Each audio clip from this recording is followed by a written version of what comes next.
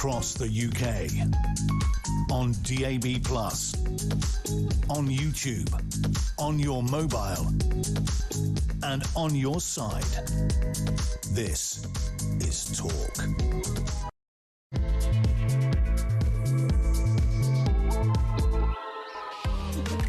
A very good evening. This is the Evening Exchange. I'm Peter Cardwell. Thank you so much for your company. We're going to be speaking to the Shadow Health Secretary, Stuart Andrew, about the big story of the day, which is about social care. How do we fund it? Should the parties work together? What if you're about to be taxed yet more to deal with social care? Could you afford 1.8% of your salary, maybe £600 or £700 if you're on £50,000 a year, if you're lucky enough to have a salary as high as that? There's a lot to debate in all of this. There are loads of different stories as well. Burnham says difficult decisions need to be made. We also have a very good example of why care needs to be sorted out. A horrific video of a carer jailed for abuse yelling, "I hope you die," at an 81-year-old victim. Disgraceful and disgusting. Zack Polanski, he will not apologise to Reform over the posting row of the Instagram post. We're talking about that again because lots of people want to talk about it, and if you want to talk about it, you can give me a shout. 0344 499 1000. Also, Sick, an influencer, and his friends mocking Anne Widdecombe's killing for laughs at an art display with an eerie resemblance to the murdered politician. Just horrendous. Absolutely awful. We'll talk as well about a Norwegian hitman. We'll talk about the FA and the controversy over the selling of football. We'll also talk a little bit later on in the programme about the speedboat killer Jack Shepherd must not be freed early as he's a risk to women. Loads to discuss this evening. I'd love to talk to you about it as well. 0344 499 1000 is the number to call. You can text me 87222 with the word talk in your text. You can tweet me at talkTV, follow me at Peter Cardwell. You can send me a WhatsApp voice note, you can send me a WhatsApp text message, or you can give me a ring, all on the main number 0344 499 1000. Loads to discuss between now and 10 o'clock. Stay with us here on Talk.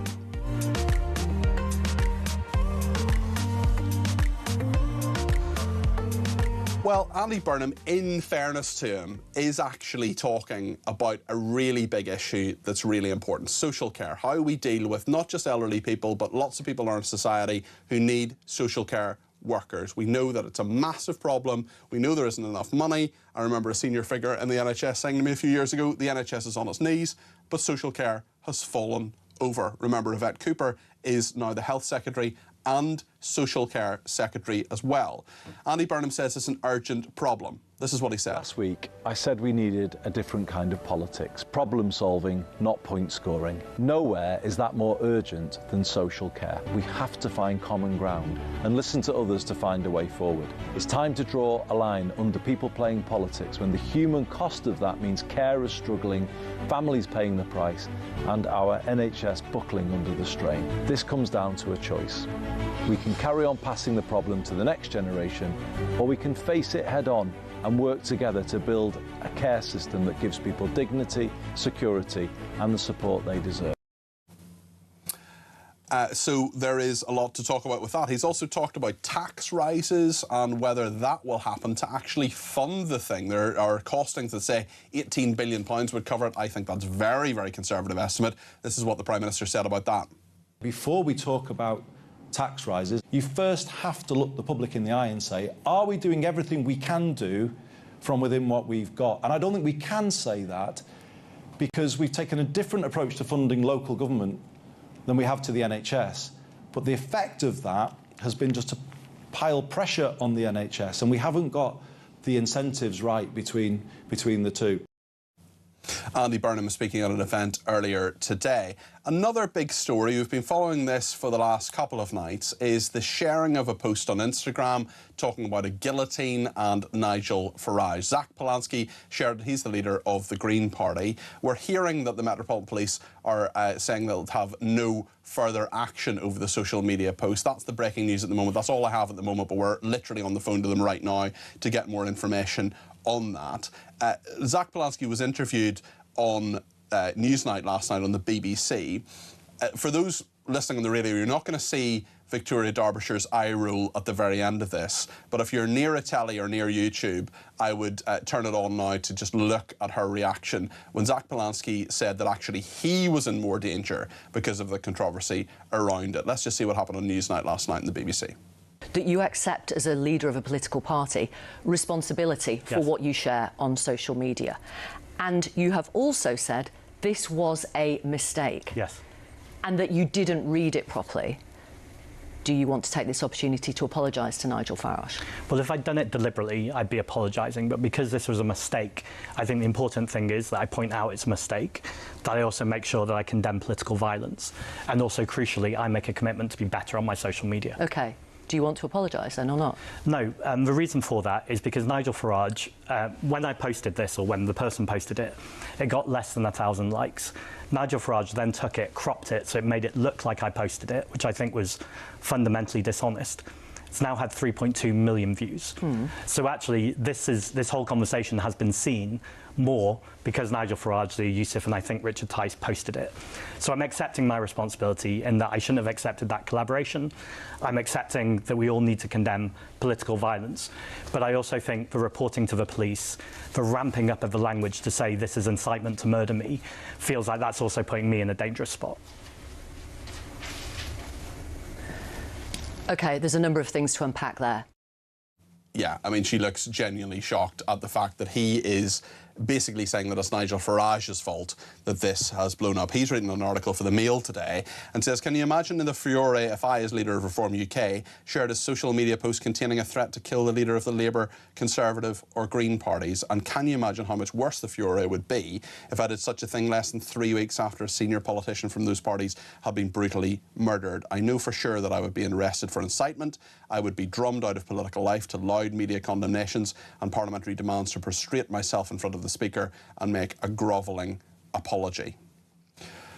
Well, interestingly, there was reference there to Anne Widdecombe's murder. That is an active police case, so we will be very careful what we say on that, and a charge has been made. However, an influencer called Danny Lambaugh has commented with some other pretty well-known people about an art exhibition, which it doesn't actually show Anne Widdecombe, but it's someone like Anne Widdecombe. It's an art exhibition, this is art apparently, showing someone who has been similarly bludgeoned to death in their kitchen, an elderly woman. I don't think it's art. I don't think it's amusing. I don't think it's has any artistic value. We're not going to show you that, but we are going to show you the video that Danny Lambaugh made. These are the suspects.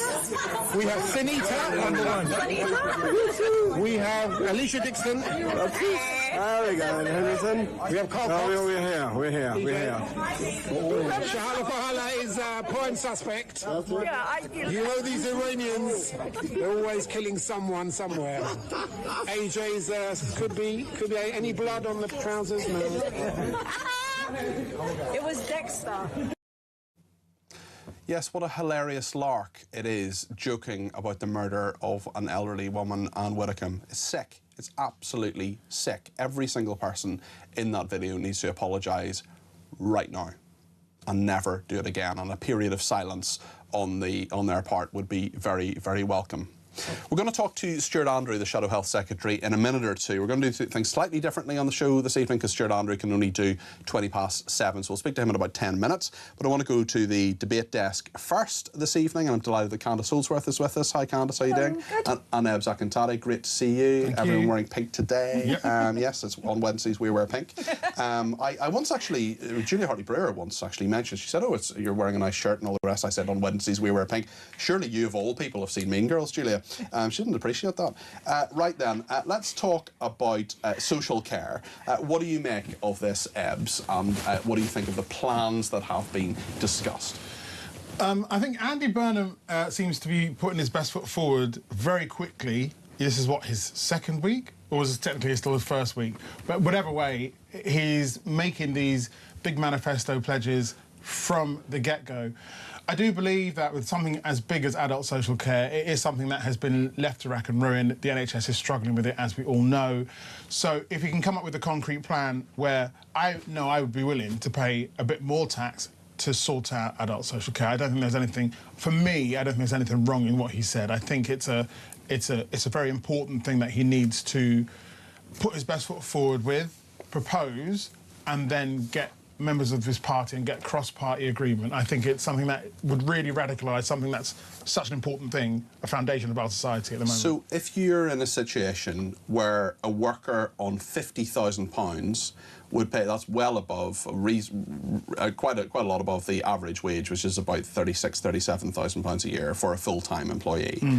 So if you're in £50,000, you'd pay an extra £788 annually, rising to £1,327 for someone on £80,000. We've got the highest burden of taxation as a proportion of GDP, what the country makes, since the Second World War. Are people going to accept this, do you think? I think people will accept it once they're shown the positives, the upside of how adult social care can be reformed and can be brought into some kind of line. I think it's been left behind for years, maybe decades.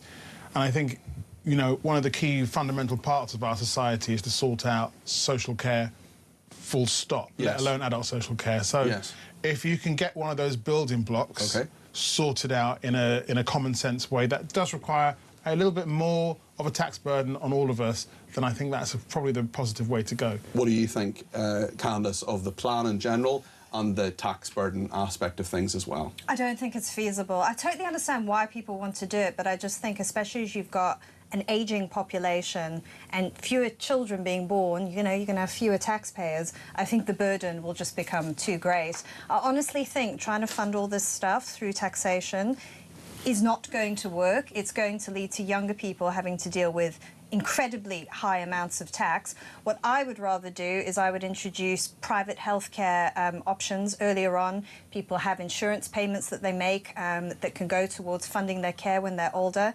Another practical solution, I would say, is relaxing the planning laws so people can build granny flats, for instance, in their houses. Do you know how many people I know have said that they wanted their elderly, ailing grandparent or parent to live with them so that they could help care for them, but then they weren't able to get planning permission on time. And they often died in care homes where they didn't want to be. And a granny flat extension to many houses would cost a lot less than care. Care costs something like £80,000 a year.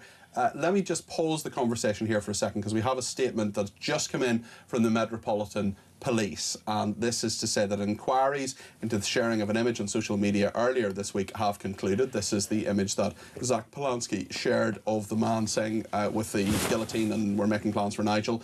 On Monday the 27th of July, police received a third-party report relating to an image shared on Instagram. Other reports, the Metropolitan Police say, about the same image, which showed a man wearing a T-shirt with a picture of a guillotine and accompanying text, have since been received. Officers have reviewed the reports, giving careful consideration to whether further action should follow. That review reached the following conclusions. It is unlikely that the sharing of the image online would constitute a criminal offence. Officers have considered telecommunications, public order and other offences, including incitement, in reaching this conclusion. The image in question was the 18th in a post containing 20 images. The person named on the reports received has stated publicly, either directly or in statements issued in his behalf, that he had not seen the specific image in question when he accepted the invitation to collaborate. Steps were taken to remove the post from his account when the issue was raised. The post has been shared, whether by collaboration, reposting or sharing, by around 130 accounts. The image has additionally been shared on many more occasions on other social media platforms. We must not treat individuals differently solely because of their public profile, and therefore any investigation would need to have considered not just the actions of the individual named in the reports, but of all the 130 people and organisations. Given it is unlikely their actions would have ultimately constituted an offence, such an extensive investigation was deemed to be disproportionate and not a reasonable use of police resources. Accordingly, no further action will be taken in relation to the sharing of the image online. We have, however, determined that a crime should be recorded in relation to the wearing of the T-shirt. The event where that occurred took place in Bristol, and as a result we have transferred the crime report to Avon and Somerset Police. They will consider what action should now follow. It should be stated that Avon and Somerset Police were the absolutely spineless police force that did not take action properly against against Pascal Robinson Foster when he shouted anti-Semitic slogans, what I strongly believe, and my strongly held personal view, to be anti-Semitic slogans, death, death to the IDF, at Glastonbury. But let me get back to the statement. A Met Police spokesman said, "We absolutely understand the reaction to this image being shared online, particularly in the context of increasing threats towards politicians. We take the safety and security of those in public life, including politicians, very seriously. Where we identify threats, we take appropriate action, and where there is evidence of offences, we will investigate. While there will be people who will argue that those who shared the image in this Instagram post should be subject to criminal action, our review has concluded that on this occasion the threshold is not met. We have spoken with those impacted to explain that the decision making and to provide reassurance around our ongoing commitment to their security and the additional support available." Candice, what do you make of that? But what is the threshold? I want a definition of that. In America, the constitutional threshold is you have to directly incite murder, and I think you have to name a time and place as well. I mean, they have the most liberal constitution when it comes to free speech in the world. So the threshold is quite clear, but here it's not clear at all, because look at Lucy Connolly. A lot of people argue that what she said was metaphorical, but she was prosecuted. And like you say, you know, with Bob Villan, Pascal Robinson Foster, yeah. You could say that is incitement, death to the IDF. I mean, that incites violence against a specific group of people. It's not metaphorical. Just to say that Reform UK have responded to this. A spokesman says, "Once again, we see that we are living in two-tier Britain. Zack Polanski is allowed to get away with inciting murder, whilst ordinary people up and down the country get a knock at the door making a joke online." What do you make of this, Ebbs? It's so interesting because Zack Polanski, he reposted it, but he's not responsible for the image. He's not responsible for... Surely you're responsible for things you repost, no? Yeah, yes, yeah, you are. I think... I don't know, I think... and I'm probably being slightly naive on this one. I think that looking at that image aimed at Nigel with the guillotine, it was probably just a tongue-in-cheek joke thing. And obviously I know, in light of what happened to Anne Widdecombe a few weeks ago, tensions are higher. So, and we mustn't forget that Nigel Farage is also has been in this situation where he's, you know, going to hold this by-election because he's felt threatened himself. So his sensitivities are higher as well. So I do get that. I do get it, but I think. I don't know, it swings and roundabouts. The comedy seems to have gone now, and it's all very extreme in terms of response. I don't believe that Nigel Farage, in any other ordinary circumstance, would have made as much of this had the last few weeks not have happened.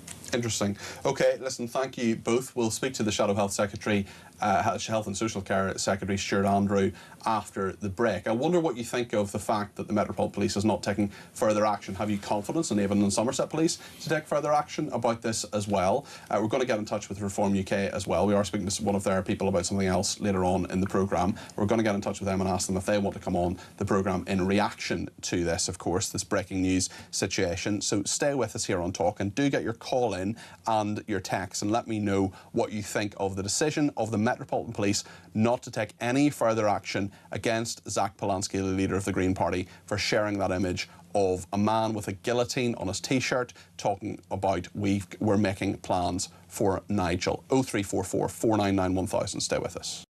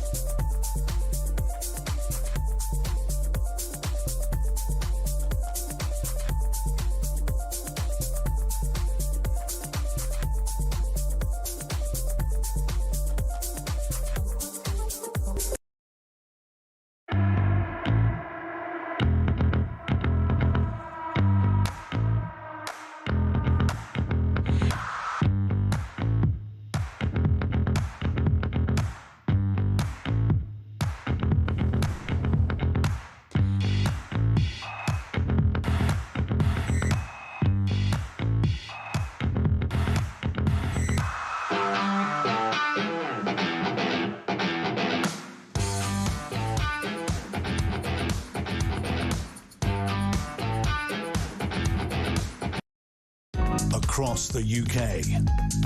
On DAB+, on YouTube, on your mobile, and on your side. This is Talk. Well, Stuart Andrew is the Shadow Health and Social Care Secretary, and he joins me now. He's a Conservative. Stuart, thank you for joining me on the programme this evening. Good to see you. Thank you. I know you were involved in these conversations on social care this morning because Kemi Badenoch was unavailable. I'm very, very happy to talk about that in depth in a second, but I just want to get a quick reaction to the breaking news in the last 10 minutes or so that the Metropolitan Police have said they're not going to take further action on the fact that Zack Polanski shared an image online which appeared to call for the death of Nigel Farage. I wonder if you think that's the right decision for the Metropolitan Police. Well, look, I'm always reluctant to get involved with sort of police investigations, but I have to say, I think Zack Polanski needs to have a think about what he is sharing. You know, whatever your views are, you know, look what you know. In the time I've been in Parliament, we've seen 2 members of Parliament killed in the line of their job, and we've now recently seen what's happened to Anne Widdecombe. Is it really appropriate to be sharing images that are encouraging the death of another politician? I'm sorry, I just don't countenance it, and I think it's pretty appalling, frankly. At the very least, final question on this, I promise, I do want to talk to you about social care. At the very least, should Zack Polanski apologise? Absolutely. Okay, thank you for that. Let's talk about social care. What can you tell us about the meeting this morning? Because Andy Burnham, of course, wants to solve social care. He says, your party leader has said, yep, fine, let's do it, but the money can't come from tax rises and it can't come from more borrowing. Surely there would be a need to sort social care with more money. So what is your solution as to where that money would come from? Well, first of all, I mean, the discussions we had today were, you know, pretty top line, but, you know, it was talking about the process of these cross-party talks. Let's not forget that actually cross-party talks have been happening for about a year. We've had 2 meetings as part of the KC review. But what he was saying is he wants to speed that process up, which is fair enough. And he wants to see there being quarterly leader meetings, so, you know, party leader meetings, which seems sensible to me. But look, you know, I mean, none of us are under the impression that this is going to be easy. There are some difficult conversations to be had here, and that's why Kemi felt quite rightly that it was right to outline at the very beginning of this process what the red lines are, and that is that, look, our population are being taxed to the hilt at the moment. Businesses are creaking under the taxes they're having to pay.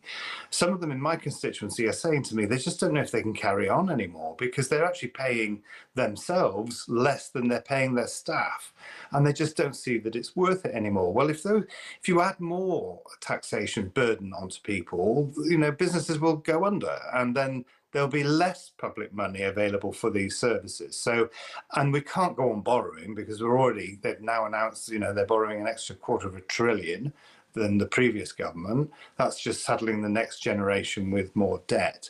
So let's have a proper discussion about social care, absolutely, but let's look at all the money that's being put into health and social care and see that if it's being spent properly or if that money's in the right place. Now, I would argue in some instances it really isn't. So, for example, take a big hospital that, you know, could have up to 300 patients in hospital beds who are not there because of any clinical or medical need, but they're just, you know, they can't go anywhere, they can't go home yet because they're not ready to, but there isn't another setting for them. It costs those hospitals about £3,000 a week to keep those patients in hospital. And then you have local authorities that are providing care beds at £700. That seems, you know, there's a balance there that is completely skew-whiff. So let's try and sort those sorts of issues out first, put the money into getting those patients out of those hospitals and into those beds, because I think that's going to be incredibly important, and have a real root and branch discussion about where that money's being spent. And actually, he even said that in his speech today, that this is what we need to do. Because we've also got to think about those people who do the right thing. You know, those people that save hard through their lives or have just about scraped enough money, you know, in the bank, and then that's taken them over the threshold and they don't get any support. So, you know, we've got to think about those people too. So this isn't going to be easy. These are going to be tough discussions, but it's right that we take part in them. It's right that we try and seek common ground and where there is consensus, but it is right that we are hard-nosed about some of the tough decisions that may need to be taken. How do you feel, Stuart, about this idea that the private sector would be shut out of this? Because there's a lot of people, look, to put someone in a care home costs somewhere in the region of £80,000 to £85,000 a year on average. Huge amount of money for many people who just simply don't have it, and those who do have it see their savings eaten away. Is it desirable, do you think, not to have the private sector involved, to cut the knees from under the care sector, essentially, and let the government do it all? To be honest with you, I can't see how that can happen, because let's have a look at, you know, the reality of the situation. Look, there are some, you know, there are small instances where people, or, you know, perhaps some organisations, some private organisations that have made a lot of money out of the system, and, you know, but there's an awful lot of people out there, a lot of care homes that I'm aware of, that are run by family businesses. You know, they are, or individuals. These are not people trying to, you know, sort of fleece the system, as it were. And what are we going to say? What are we saying? That those care homes are going to be nationalised? I don't know how you do that. I don't know how you find that funding. Local authorities sort of, you know, stepped away from running a lot of social care homes over the years, because they could see they got actually better value from the private sector. And I think, you know, I'm just a bit anxious about what that actually means in detail. But the problem is, at this stage, what we've been hearing is sort of broad terms, broad brushes, not detail. So I think let's see what the detail comes out with, and then we can But can the detail actually be got through? Do you see a realistic solution to this? If you're in a situation where you're saying no further taxation, no further borrowing. And listen, I absolutely get it that there are huge efficiencies in procurement in the areas you just talked about there in the NHS that I think could happen. We've all seen it. We're all users, well, most people are users of the NHS and see it all the time where money could be saved. There's no doubt about that. But one estimate says a national care service could cost 18 billion. I wonder if you think that's an underestimate, and similarly if you think that 18 billion pounds of efficiencies can be found, because that's what, 10% of the NHS budget? Well, I mean, look, first instance, I would say this government put in an extra £20 billion on top of all the extra billions that we put in when we were in government. Are people out there seeing £20 billion of improvements within the health service? I'm not sure they are yet. Is there a risk, Stuart? Sorry to interrupt you, but is the net result of what has happened over the last 15 years or so that in every budget, at every fiscal event, the NHS always gets more money?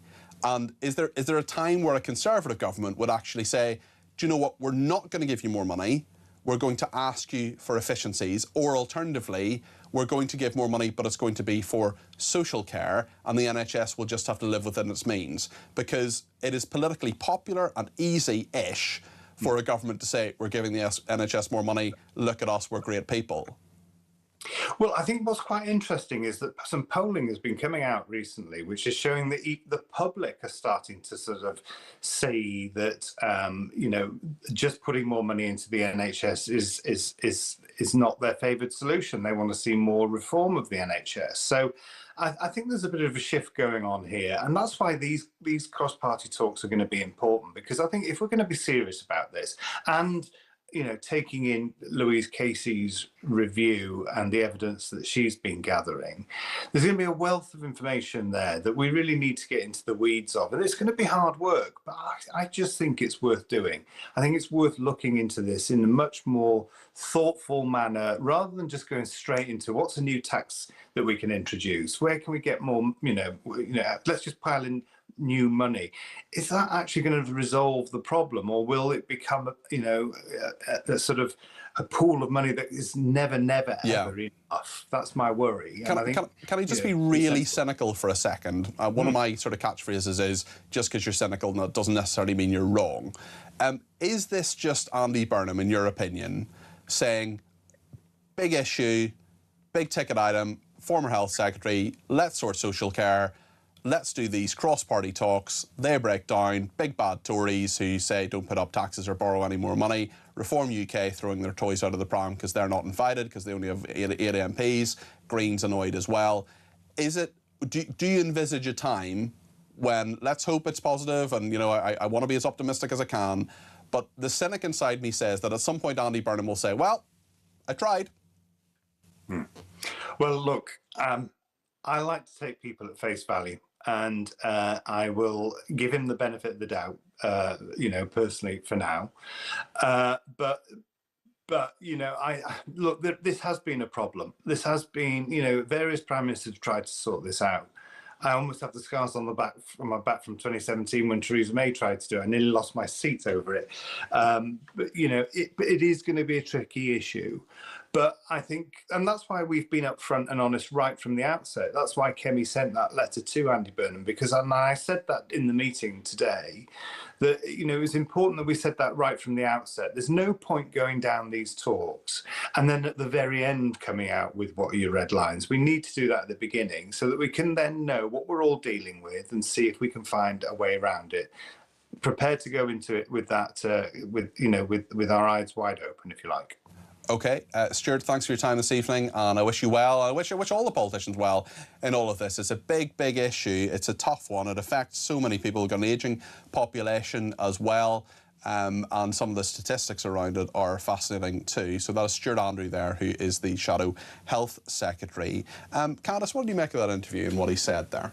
Yeah, I think that he harked back to the dementia tax, and that's pretty much what destroyed Theresa May. 21-point lead, and then there was a hung parliament at the end of it. Yes. Look, I understand it. It's a hard nettle to grasp. But like I said, I think we have to completely shift our thinking on the way that we fund these things. I think for many years it was just sort of assumed that we have to fund everything through the state, and that's the only way to do it. It was a total taboo to question it. But like he said, now the polling is showing that people are very unhappy with the service they're getting from the NHS. So I don't think it's a good model. Most advanced countries in the world have some sort of private healthcare and mixed in with state healthcare as well. I don't know why we have to be lumbered to this failing system. Ebbs, what did you make of what Stuart Andrew said there? Yeah, no, I thought he made a lot of sense. But just to say something just to pick up on something Candice said, which I don't quite agree with, is that what is wonderful about the NHS is it's free at the point of service. So if you're going to add elements of private healthcare into that, I think you're going to exclude certain people from certain healthcare if you're going to offer that private option. People just wouldn't be able to afford it. So that's why... But they're in a position at the moment where loads of people can't afford it. But at least with the NHS, waiting lists I know are long. I know the NHS is completely overwhelmed, but we have to be able to offer healthcare for free, because that's what we pride ourselves in this country, is that. And I think it's really important to never forget that. Yeah, but you can have both. Most countries have both. They'll have government healthcare for people who cannot afford it, and then they'll have private healthcare options for people who can afford it. And what happens then is that that takes pressure off the state-run hospitals, rather than everyone sort of trying to have one doctor. Thanks to everybody who's been in touch on this, including Zarina, who says a Nightingale hospital surely could be a solution to hold people whilst care can be obtained. On blocking beds to help in the short term, it has to help. The private sector are making too much money out of the system, so capping their profits might also help. Becca has been in touch about the Polanski. Lots of people in touch about Polanski and the fact that the Metropolitan Police, the breaking news in the last half hour is that the Metropolitan Police are not taking any further steps when it comes to Zack Polanski's sharing of the post. The man wearing the T-shirt, though, will apparently have Avon and Somerset Police at least looking into it, but given what they did in Pascal Robinson Foster, I'm afraid I have absolutely no confidence that he will face any actual charge. Becca says, this T-shirt thing is getting ridiculous. I'd have to get a new wardrobe if an offensive slogan meant me getting arrested. I'm not giving up my Ted Bundy ones for people who can't take a joke. It's an overreaction from reform. Ted Bundy T-shirts. Okay. Really? Bobby says, did the police even question Polanski? I guarantee if the same kind of comment was made about Diane Abbott, the police would have acted, and if they didn't, she would have spun it as misogynistic or racial. And I don't think your guest would have said she's too sensitive. Another one from Christina in Essex, who says, the sad thing is that none of us are shocked that the Met aren't taking this further. It's two-tier justice once again. As for the UK Mayor's proposing a levy, just stop. I'm done paying for everyone else. Stop the billions on net zero, illegal migrants, welfare bill and foreign aid. Then come back and ask me and others for more. I am done. I earn good money, but after I lose over 50% in tax and national insurance, then have to pay mortgage and bills, I don't have much to spare. What is the point in working hard in the country? Time to leave, says Christina in Essex. Lots more to discuss on the debate desk. We'll be back with Ebbs and with Candice in just a second. Stay with us.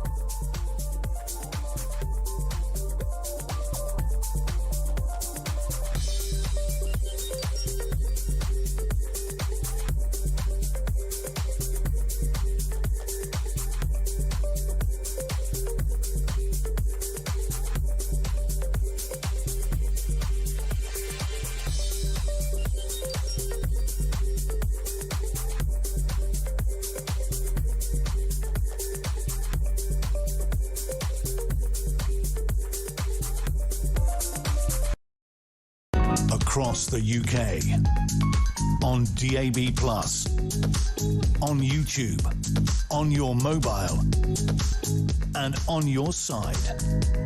This is Talk.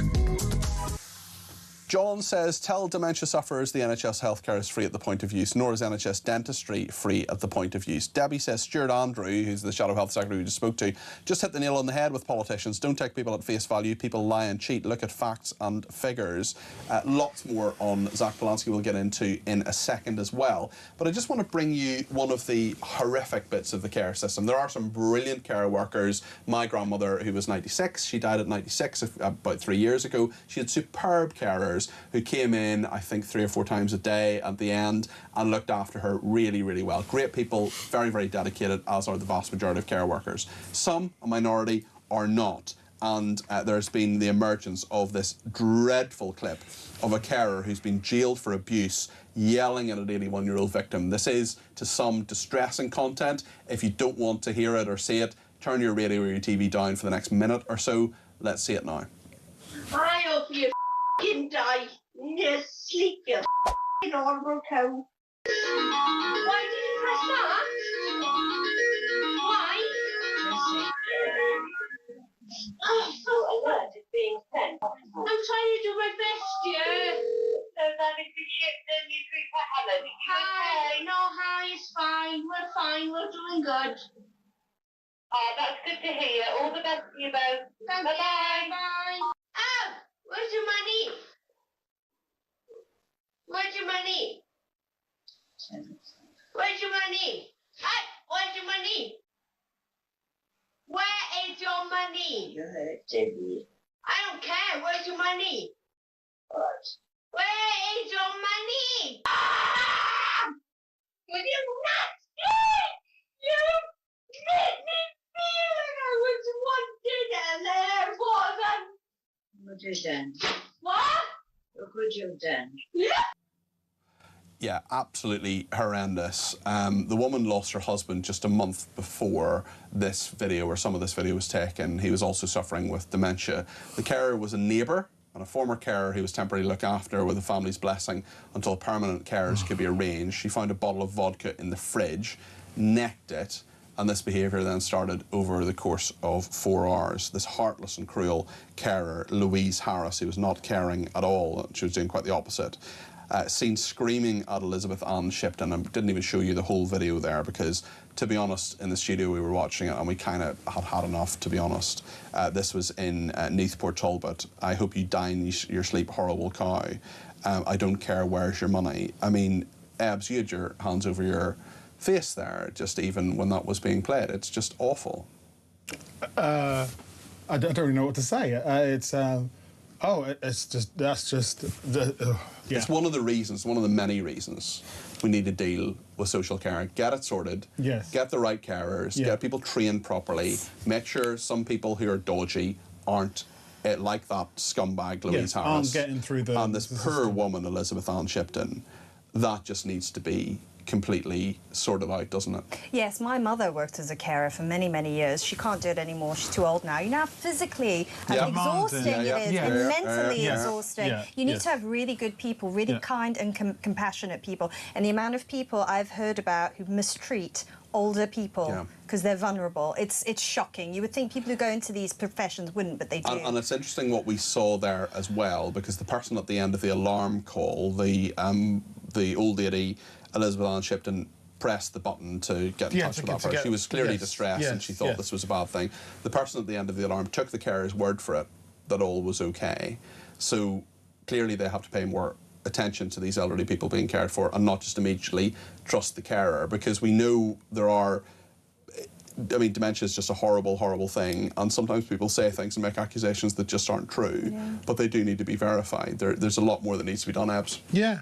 And that's why, as you said, to underline it, if you can have a total review of the adult social care system and make sure that carers like that don't get through the system, don't look after people, you have the best of the best in every single situation around the country, that is a massive, big leap for all of us to be proud of if Andy Burnham manages to get on top of that, whether it's with raising taxes or whatever else. It is too important that vulnerable people are not taken advantage of when they're supposed to be taken care of. That's like a fundamental part of our society. You can tell a lot about our society, about how it treats its most vulnerable people and people who can't advocate for themselves. Lorraine's been in touch on the Polanski affair. Says, Peter, this post is no laughing matter, especially in the wake of the recent brutal murder of Anne Whitcomb. Polanski's refusal to apologise and his efforts to deflect to make him the victim shows an utterly disgraceful individual who has no moral compass, who is devoid of any decency. However, I am also disgusted with the media coverage of this, as at every opportunity it appears to be dumbing down the severity of this post. Nigel was hounded for weeks by the media and journalists who ran the story on what may or may not have said decades earlier. It was abusive behaviour. If Nigel or any member of Reform had posted such a vile image, this story would be headline news and mobs would be calling for his resignation. I am certain police would be knocking at his door, says Lorraine. Thank you for that, Lorraine. We're actually going to talk a bit more about this in a second, so stay with us here on Talk.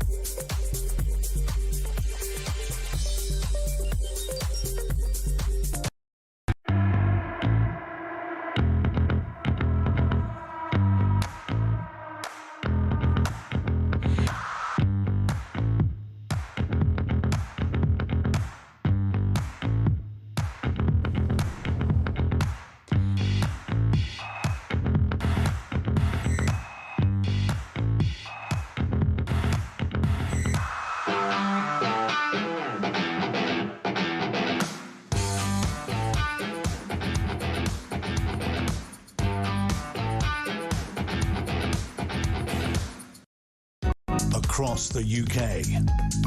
On DAB+, on YouTube, on your mobile, and on your side. This is Talk. On the Polanski episode, let's hear a voice note from Elisa. I don't know what to say anymore about the state of this country. You know, I don't think Zack Polanski should be arrested for that post, but neither should have Lucy Connolly been arrested and loads of other people that have posted things. But we can't have one rule for one and another rule for another. The hypocrisy, the inconsistency is what bugs me and bugs a lot of people. It's so wrong. You either do it one way or you do it the other way. You don't do it both ways, depending on who it is. It's crazy. Well, Zack Polanski, who shared this Instagram post and will face no further action from the Metropolitan Police, he was asked about this on Newsnight last night. Now, Victoria Derbyshire, who's the presenter of Newsnight, has quite an expressive face. If you're watching, I know most people are listening on the radio, but if you're watching, her face is a picture. If you're listening on the radio, you'll hear the silence, the stunned silence, when Zack Polanski essentially suggests that it's Nigel Farage who's put him in danger. Let's see what happened on Newsnight last night. That you accept as a leader of a political party responsibility for what you share on social media. And you have also said this was a mistake. Yes. And that you didn't read it properly.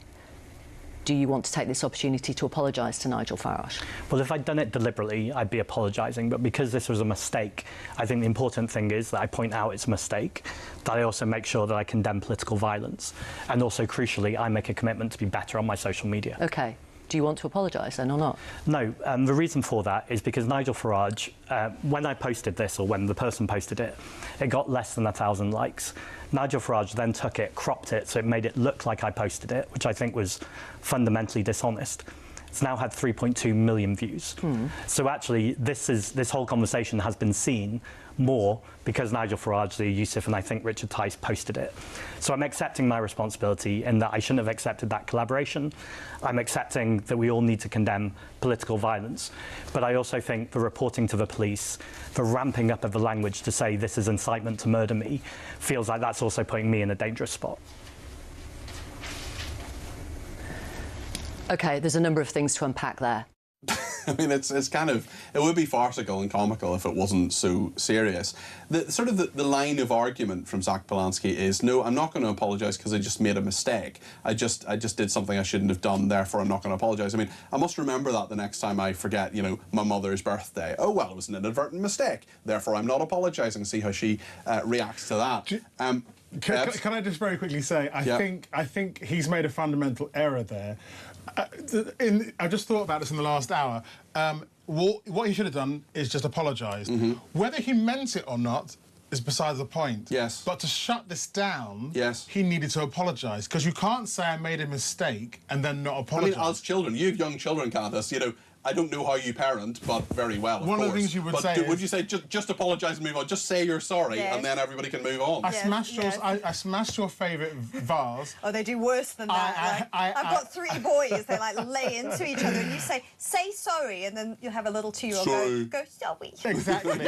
Just to say it, and I think it's important. It's an important way of drawing a line underneath it. Otherwise, now it will just rumble on. Yeah. Well, one other thing which has absolutely horrified me is Danny Lambo, who is allegedly a comedian, and he has, after looking at an art exhibition which looked very much like how Anne Widdecombe had been murdered. Now, this art exhibition existed before Anne Widdecombe was murdered, but it nonetheless is an elderly woman who's killed in her kitchen, and certainly they're reflecting that.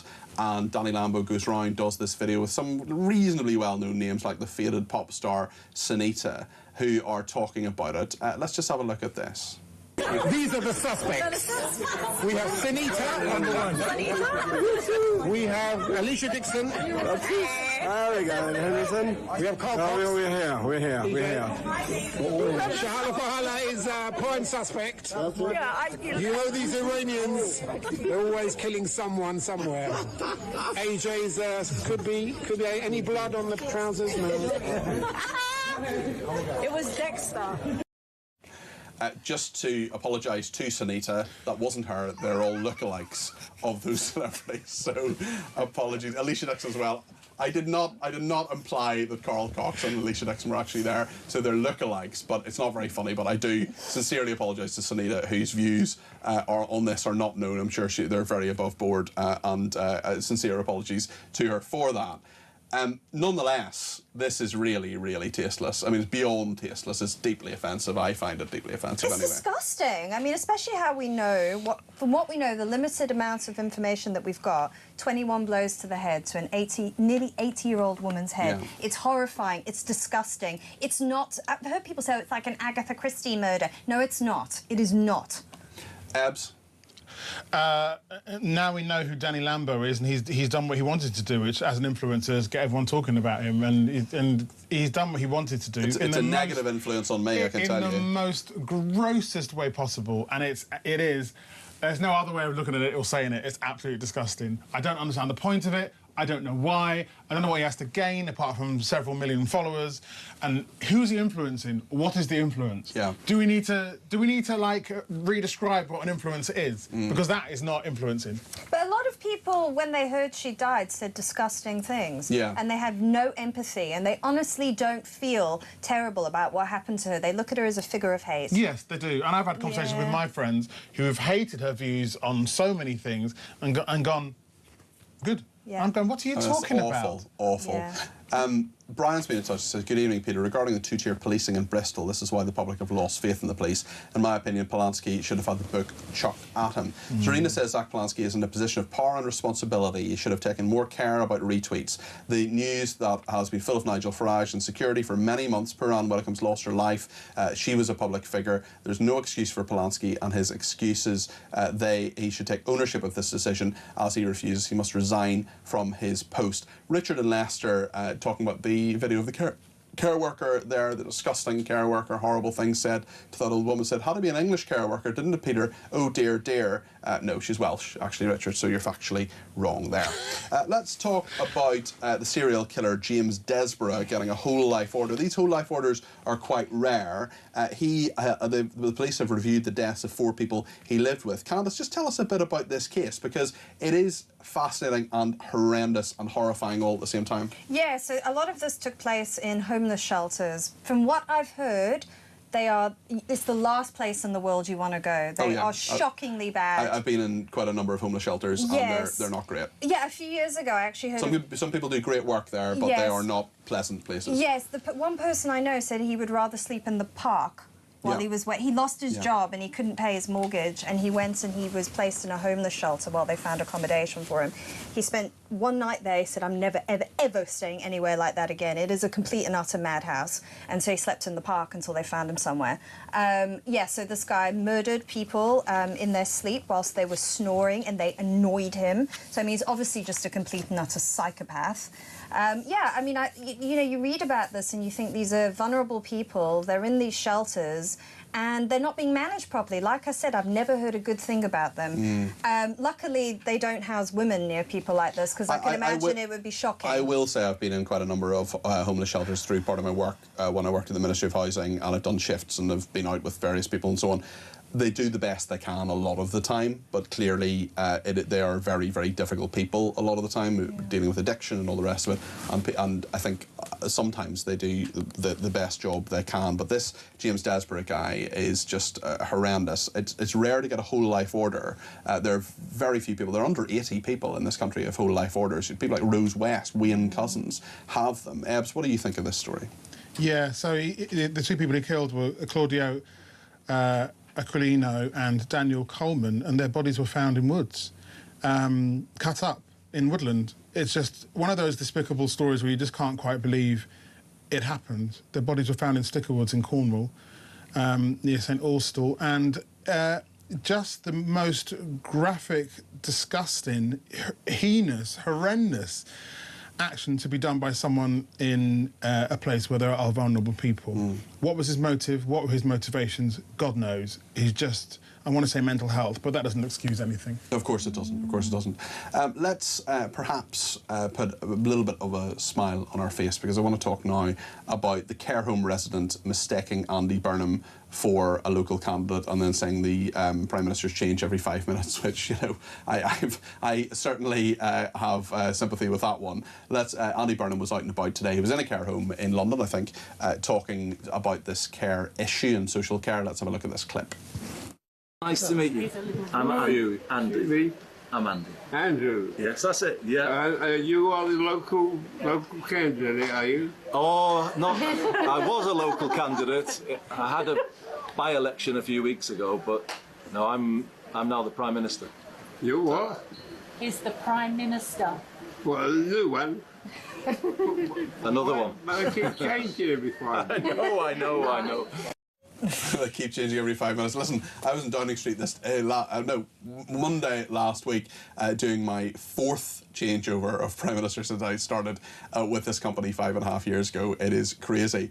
I mean, can these people be blamed for not knowing who these politicians are and knowing who the Prime Minister is? I don't think they can. I think it's a perfect natural thing, Candice. No, and try explaining it to a child. So my eldest was born in 2019. The number of Prime Ministers he's had in his short life. He said to me the other day at dinner, Mum, who's the new Prime Minister now? Like, I don't think I ever asked that question when I was his age. Yes. So, what do you make of this? No, I think it's refreshing to hear from someone who is just telling it like it is. Yes. You know, you could have been in a coma for 5 years and not realised we've gone through like 3 or 4 different Prime Ministers. Like, and you think, well, how is that possible in just 5 years? How? Candice, you'll love this. My nephew, when I was working as a special advisor, Theresa May was the Prime Minister, and my nephew was about 3 or 4 years old, and he came in and said, my dad says that your boss's boss is the Prime Minister. Is that right? And I said, yeah, I suppose that's true. Yes, that's true. And he said, what's the Prime Minister's name? I said, Prime Minister's called Theresa May. And I said, do you think you'd like to be Prime Minister someday? And he said, does it have to be a girl? I just thought that was lovely. Yes, you know? yes. And it reminded me of Theresa May when Liz Truss became Prime Minister. She asked that question in the House of Commons saying, why is it that the only 3 female Prime Ministers in this country have all been Conservative? So if you were young in the 80s, like women sort of reigned supreme, right? Queen Elizabeth, Margaret Thatcher, all Conservatives, the shoulder pad. Well, the Queen, of course, had no known political views. No. But anyway, of course. Yes. Who called Anne Widdecombe elderly? Because Sue, was it me? Was it you? Was it you, Ebs? Do not call Anne Widdecombe an elderly lady. You never call ex-male MPs who are older than Anne Widdecombe an elderly man. She was an older lady, says Sue. Can we remember who said that? Whoever it is. It was probably me. I think you said elderly. I mean, she was an older lady. I mean, it's just a way of describing it. It's not a derogatory term, not Sue. at all. But Sue is... I have absolute respect for Anne Widdecombe here, and will obviously give you any information that we get in regard to the trial and the charges and all the rest that happens with that. For the meantime, it's been a longer debate desk than usual, and I really appreciate Candice Holsworth and Eb Zakantade being with us. Thank you. Great to have you on, and we'll chat to you soon. Lots to talk about on Zack Polanski as well. We'll also speak in a second about a teenage Norwegian hitman guilty of a UK murder plot with links to Iran. This threat, there's just so many people just not taking this seriously enough. I think our viewers and listeners do, but that's why we need to just know more about it, and we'll speak to Matty Heaven in just a second, a Conservative councillor in Coventry who has a personal story to tell. Stay with us.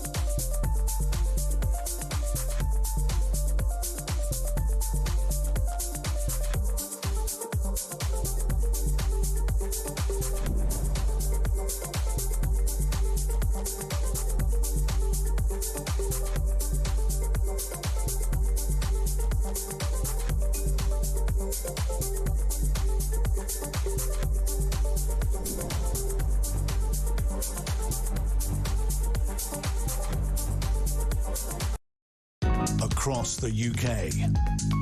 On DAB+, on YouTube, on your mobile, and on your side.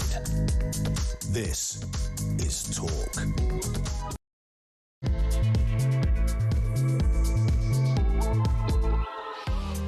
It's just gone 8 o'clock. This is Talk. I'm Peter Cardwell. Thank you so much for your company on the Evening Exchange. Loads of comments coming in. We definitely want your calls as well this hour. Plenty of time this hour and in the next hour as well. 0344 499 1000. Whatever's on the tip of your tongue, whether it's about the breaking news in the last hour, about the fact that Zack Polanski will face no further action over sharing that Instagram post of the man wearing the T-shirt. We'll talk to various people about that. We'll also talk about a teenage Norwegian hitman guilty of a UK murder plot. He has links to Iran. This threat from Iran continuing. It is bigger than we think it is. We'll talk as well about the speedboat killer Jack Shepherd. We'll talk about the World Cup being sold off. Many people are worried about that as well. The FIFA fallout. Loads to discuss between now and 10 o'clock, so stay with us for all of that. And please do get your call in. 0344 499 1000 is the number to call. You can text me 87222 with the word talk in your text. You can tweet me at talkTV. Follow me at Peter Cardwell. You can send me a WhatsApp text message or a WhatsApp voice note or give me a ring, all using the main number 0344 499 1000. So much to discuss between now and 10 o'clock on the Evening Exchange. Stay with us here on Talk.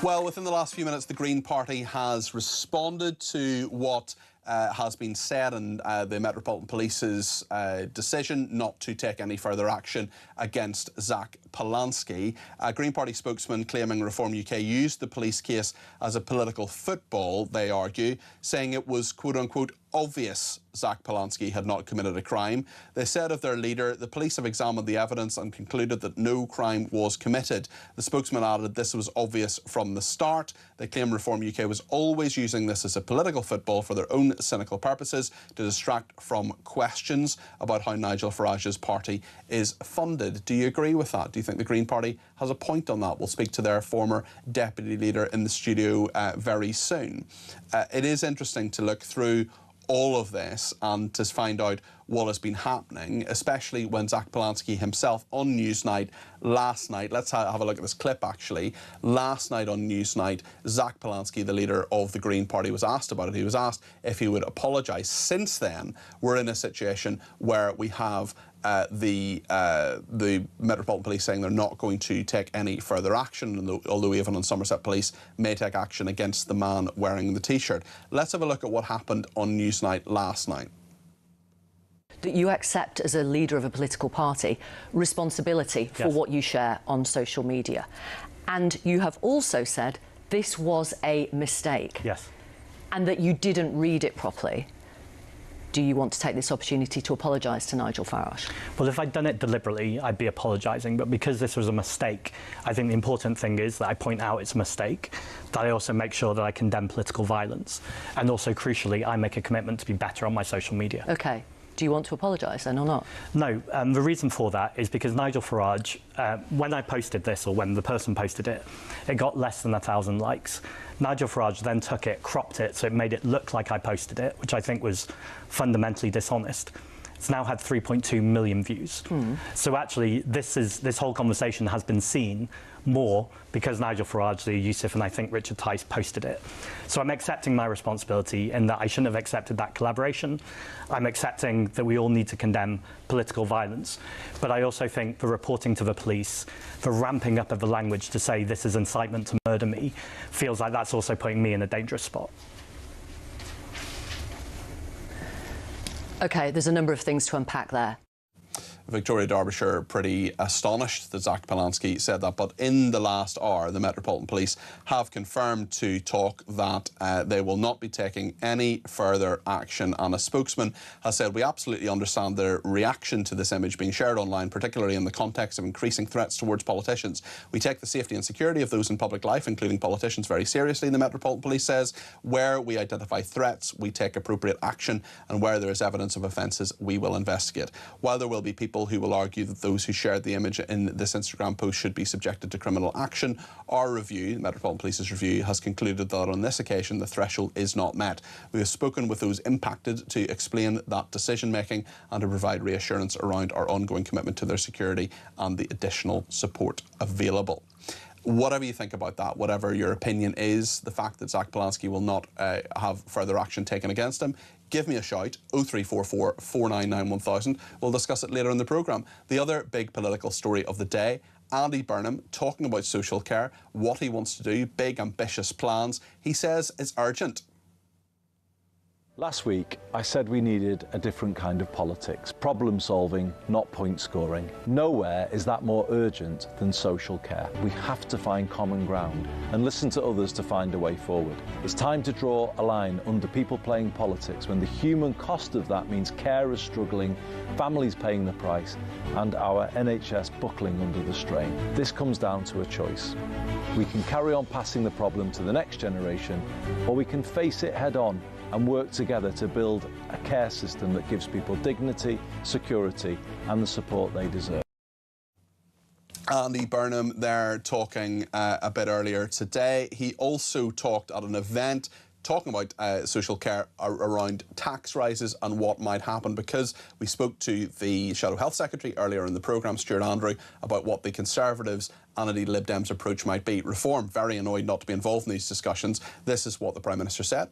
Before we talk about tax rises, you first have to look the public in the eye and say, are we doing everything we can do from within what we've got? And I don't think we can say that because we've taken a different approach to funding local government than we have to the NHS. But the effect of that has been just to pile pressure on the NHS, and we haven't got the incentives right between the two. Well, a big story there on social care. Maybe you're affected by it, maybe you have elderly parents, maybe you're someone who is in the situation of thinking about, what's going to happen the next few years of your life. It's a dilemma so many families face.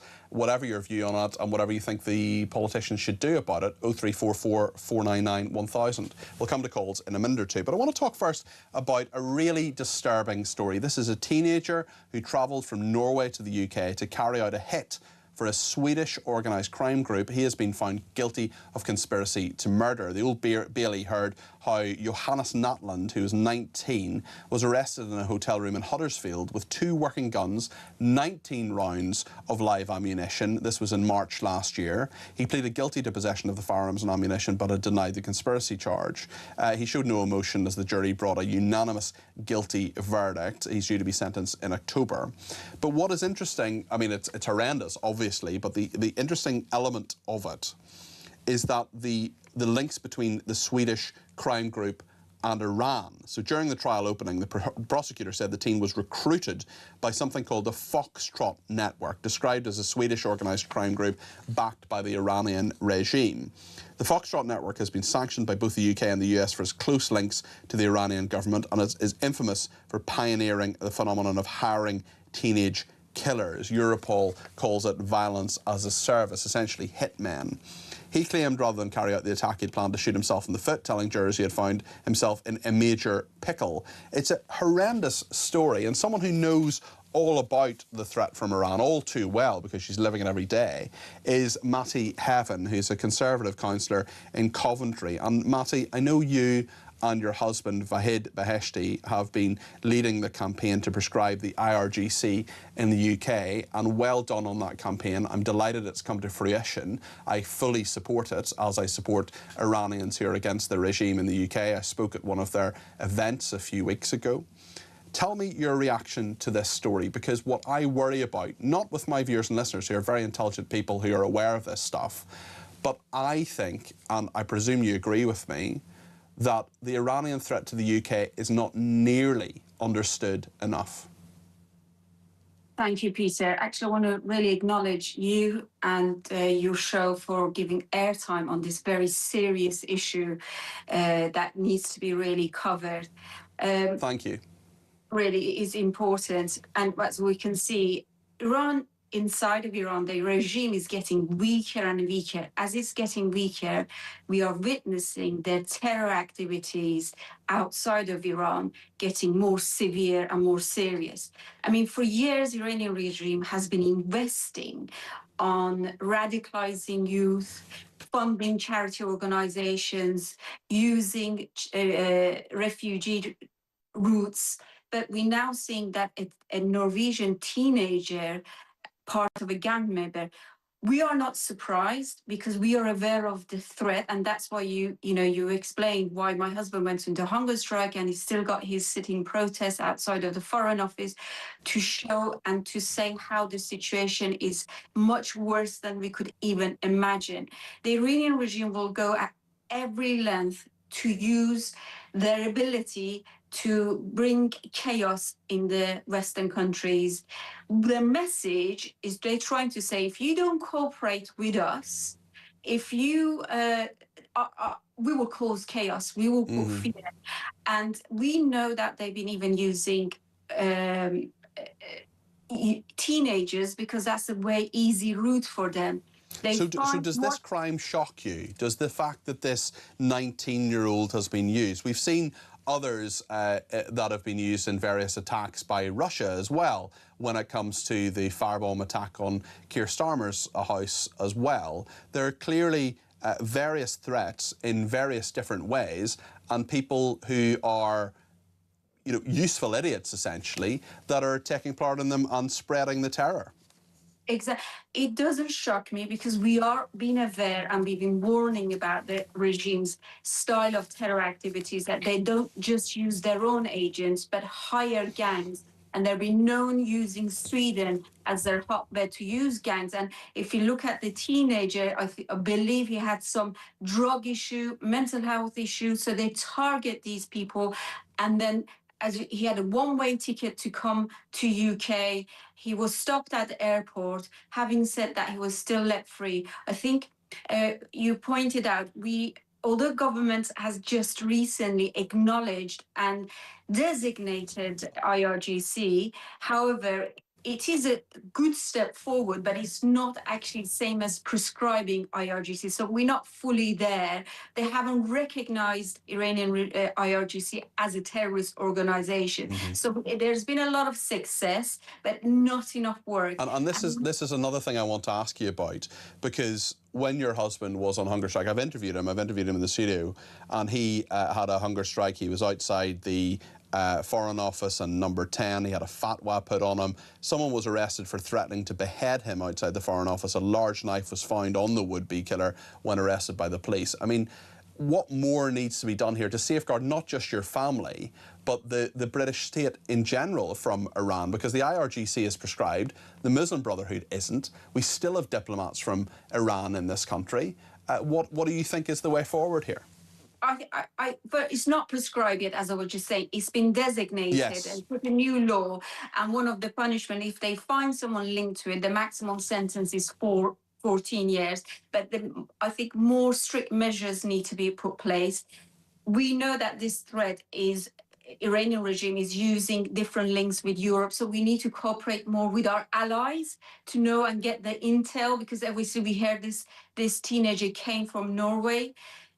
So it shows that the threat is far beyond just UK, it's in Europe, and we need to make much stronger provision to prevent this. I mean, we know recently with the London Jewish community, which were attacked, behind that was the Iranian regime. And if we don't actually do anything, it is going to get worse. It is, because as Iran, inside of Iran, they're getting weaker. They are putting more, being more active outside of Iran. A wounded animal lashes out. Just finally, Maddie, I mean, how much do you think about this? How much does this affect your day? How bad is it for your family when you're thinking about this? Because for your husband, who I've interviewed before, going on a hunger strike, that's a massive deal. And to make this campaigning so much a part of your life is a big thing. I'm sure it takes its toll, as do the threats to him and to you. It's severe. As you say, I haven't had my husband living at home for 3.5 years now. we hear it, we know in the newspaper they constantly talk about Wahid, his activity, but it actually feels as a responsibility as a human being, the knowledge that Wahid had, the knowledge that we had working on the level of human rights in terms of, speaking about it. It feels that we're responsible to continue to do that because the regime way is to silence us and we don't want to show that. And that is very important. They want to put fear to prevent our activity, to be a voice. But, I always say that if we have a free democratic country here, it hasn't come easily. It has come with a price. Freedom comes with a price and we need to fight for it. Stop these evil regimes that got their hands everywhere. I mean, their message is, if you don't cooperate with us, Europe, we will make your country chaos like we have done in the Middle East, as we can witness. Maddie, we will never silence you here at Talk. You're welcome anytime, and I really appreciate your time this evening. That's Maddie Heaven, their Conservative councillor for Coventry, and her husband, Vahid Bashetti, who I spoke to on the programme just, I think it was last week actually. He has been leading the campaign to prescribe the evil IRGC, the Iranian regime, and their henchmen, and they will hopefully be prescribed very, very soon through this legislation. There's a bit of breaking news as well in that a huge grass fire has broken out in East London amid exceptionally high wildfire threats. We know this is happening in France. We know this is happening in many parts of continental Europe, Spain as well. The London Fire Brigade has warned people to stay away from the area where possible. The fire is raging in Romford. Around 60 firefighters tackling a grass fire in East London amid an exceptionally high wildfire threat for the capital. 8 fire engines have been sent to tackle the blaze near Bridport Avenue in Romford, where around 3 acres of grassland are on fire. This is happening today, of course, right now. In fact, we can, indeed, from this building, we can see some of the smoke. The brigade's control officers took the first of 11 calls to the fire at 4:15, sent crews from Leytonstone, Wellington, Homerton, Bethnal Green and surrounding fire stations to the scene. As of 5:45, they're still battling the blaze. I think they still are, actually. The cause of the fire, I should say, apologies, not known at this time. The blaze broke out as London faced an exceptionally higher wildfire threat. Temperatures soaring past 34 degrees. We've got our 4th heat wave this year. And there is, we think, a second significant fire, which we can see, again in East London, from this office. Actually, we're in sort of southeast London, London Bridge, as you may know, and this is something we've asked about, and when we get an answer on that, we will of course bring it to you. I want to play a voice note now from Richard, who has got in touch on the Zack Polanski controversy. This is what Richard has to say. I think the fact that Zack Polanski can't differentiate that just because you may not have intended to do something, he says it was a mistake, that means you don't have to apologize for it, is very typical of an entire, well, several generations of people who have an entitled outlook on life, don't know how to take responsibility. This, I'm afraid, I think is the way that we were brought up, and we are reaping now what has been sown. I'd love to think that his attitude is one that he holds by himself, but I think it's actually ubiquitous through the whole of Western society right now. Richard, thank you for that food for thought there, definitely. And interestingly, on Zack Polanski, certainly no charges against him, no further investigation from the Metropolitan Police. That's been confirmed this evening, the breaking news in the last hour, sort of 90 minutes or so. What we know as well, of course, is any first-year law student will tell you ignorance is no defence, but that is essentially part of his defence. Anyway, not that he has criminal charges to defend, but you know what I mean. Lots more to discuss. We'll go to the phones in just a minute if you want to get your voice on the air on any topic we've been discussing this evening, or even something you think actually they should be talking about that and they're not. Give me a ring, 0344 499 1000. We'll take calls in just a moment here on the Evening Exchange.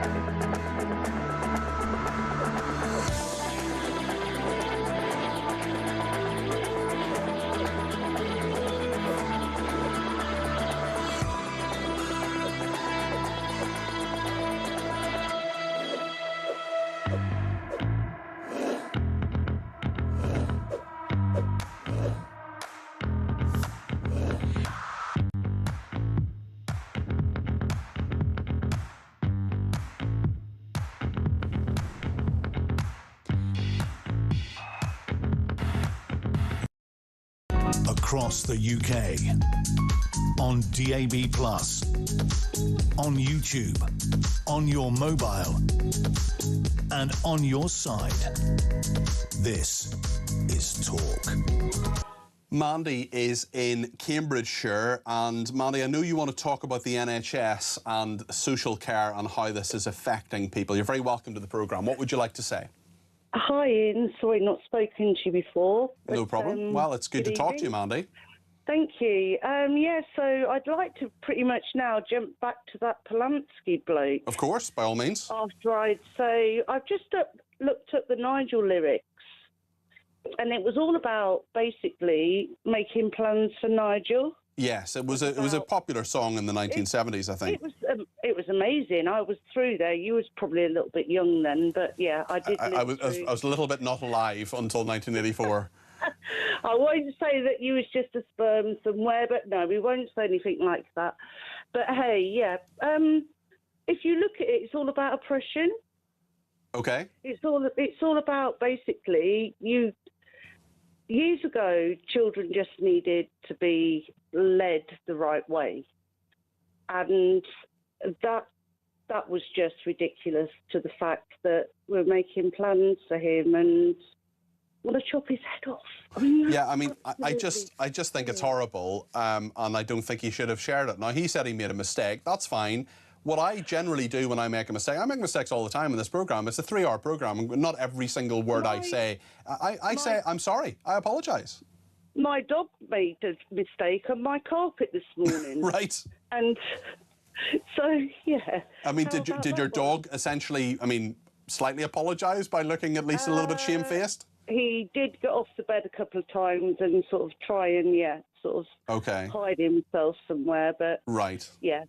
But, so what do you think should happen? I mean, if do you know what? If Zack Polanski just comes out tonight and he says, do you know what? I'm really sorry. I shouldn't have done that. I didn't mean to.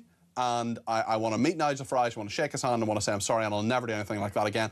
It will be over. Yeah. It'll be over. And I was watching Alex earlier where she turned around and said, if you walk down the street and you bumped into somebody and you've not done it on purpose. Yes. You apologise. Yes.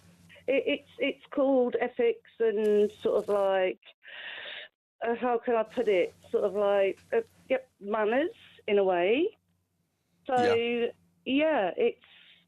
anyway. And tell me on the NHS as well. You give us a ring about that as well, Mandy. Yeah, so I was going to give you a ring about the social care. Yep. And the NHS. What do you think? Social care, basically, one of your guys on here this morning said about we've been paying it into our council tax for years. Yeah. And that's quite right. And it's the same with the car tax. Mm-hmm. When I grew up, I was under the impression that whatever tax you paid went into a pot to look after that. And I was informed that national insurance was paid by people now so that people can basically retire. Mm-hmm, mm-hmm. And that's not going to be happening, is it? My son's 38 now. He's never going to be able to retire, and he'll be paying his national insurance all the way through the years. Yeah. Yeah. I'm in a similar position. I mean, I don't think I'll be able to retire before 80, I would imagine. Even if you could, you probably wouldn't be able to afford to. It's that's part of it as well. You just need to have that health, don't you? Mm-hmm. So can we reform social care, the sort of end of life care, adult social care, and especially for people who need it at various other points of life as well? Because if someone said to you, right, we can sort this problem out, but we're going to charge you in a couple of other, and we're going to charge people on average wage another couple of £100 a year. I mean, would that be something that is that a sacrifice you would make, or you'd say, hold on a second, cost of living already, I've already paid these taxes, off you hop. As long as it's put aside, like I say, with the council tax. I mean, if that money was put aside for people in social care in our local area, it would be the same. But sorry, just getting back onto the NHS. Yeah. I do need to have a go on Matt Sweetin. He did us over NHS England last year, and now he's obviously retired. Who's this, sorry? Who are you talking about? Matt Sweetin. Who's that? The politician for Labour, who was the Health Secretary. Matt Sweeting? Yes. Where's do you mean Wes Streeting? Wes Streeting. Wes Streeting, that's it, yeah. Yeah, I do apologise. No worries. I really do apologise. Yeah, so basically he came out last year when just after Labour took hold and he got the job that's now somebody else's job. He decided that they were going to merge two separate organisations with one another and get rid of duplication. Well, I've gone through the healthcare system this year.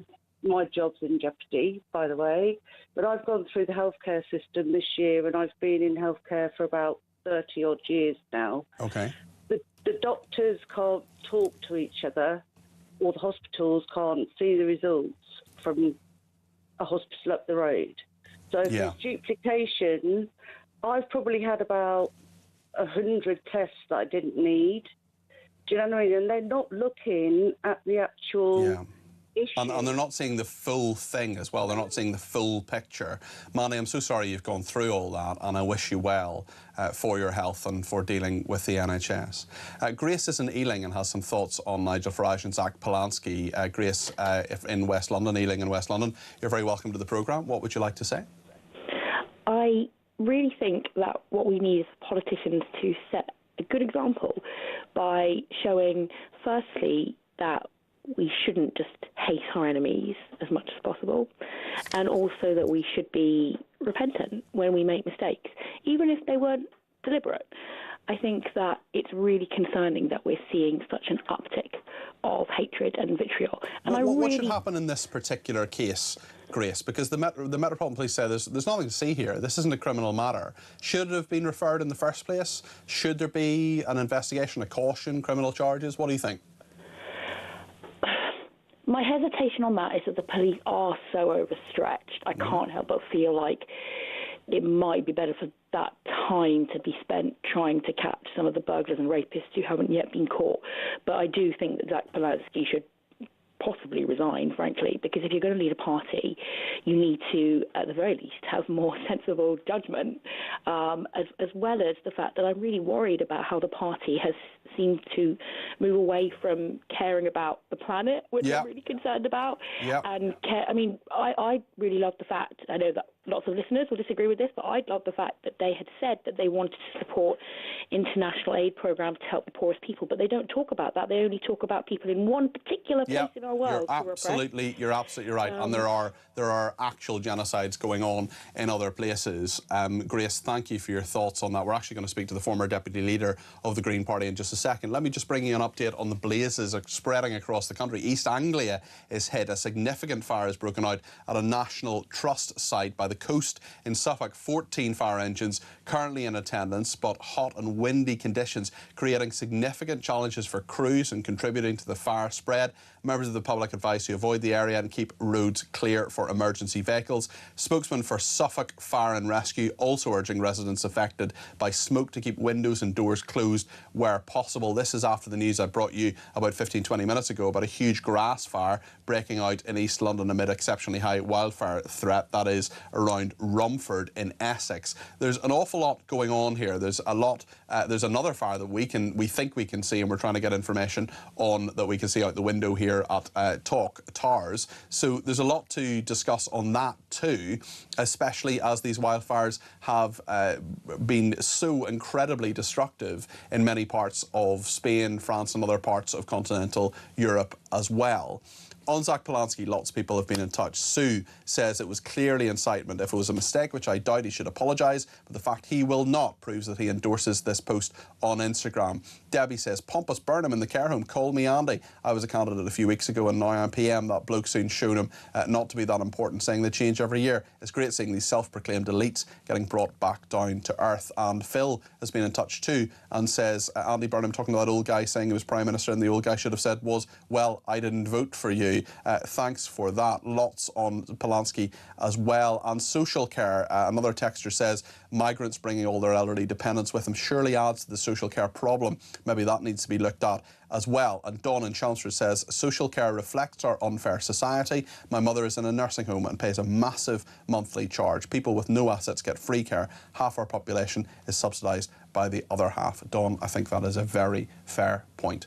Lots to discuss. We'll talk to the former Deputy Leader of the Green Party on the Polanski and Farage latest, see what he thinks of all of this. What do you think? 0344 499 1000. Stay with us.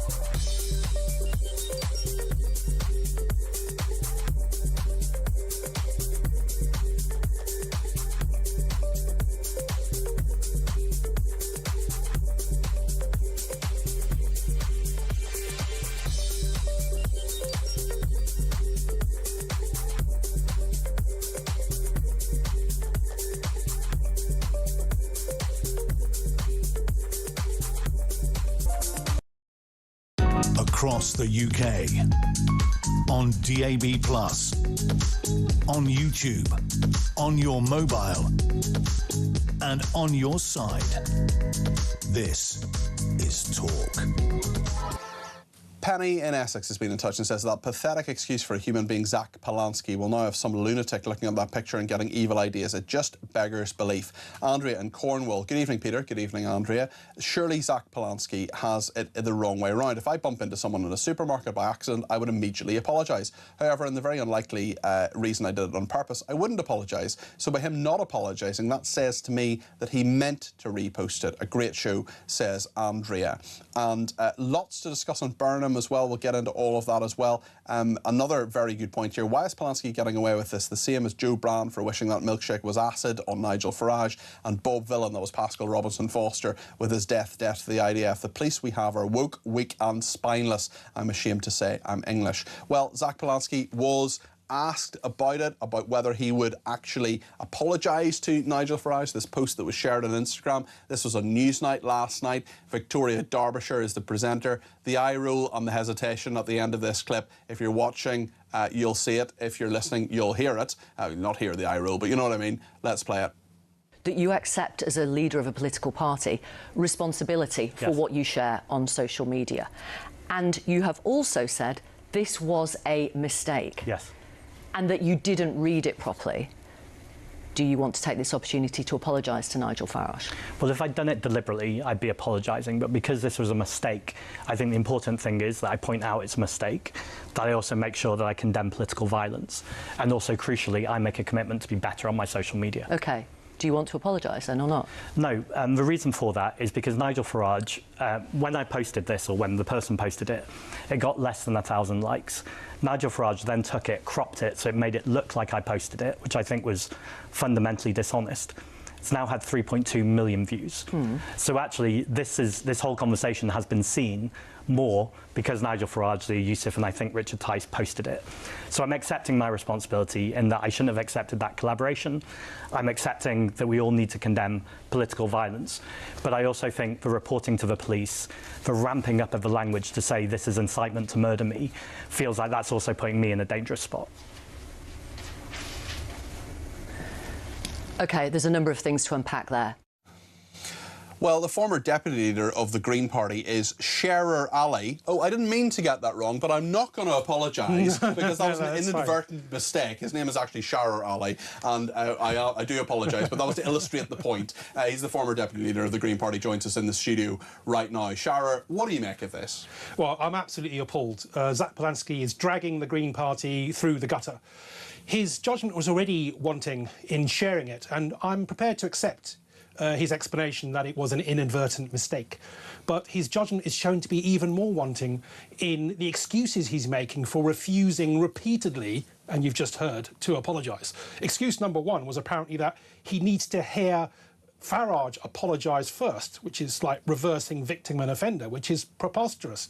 And excuse number 2 was that, well, he didn't mean it. He didn't mean it when he actually shared it or amplified it or collaborated. And that's not a good enough reason at all. And I think as one of your callers has just pointed out, you often do apologise for things which were inadvertent and accidental. It doesn't imply that you intended it. So what he should be doing, and what he still needs to do, even though the police have sort of said no further action, he needs to apologise, set the tone, set the language in politics, and do something which he himself, by his own admission, he was asking and calling for. Let's just look at the free speech angle for a minute.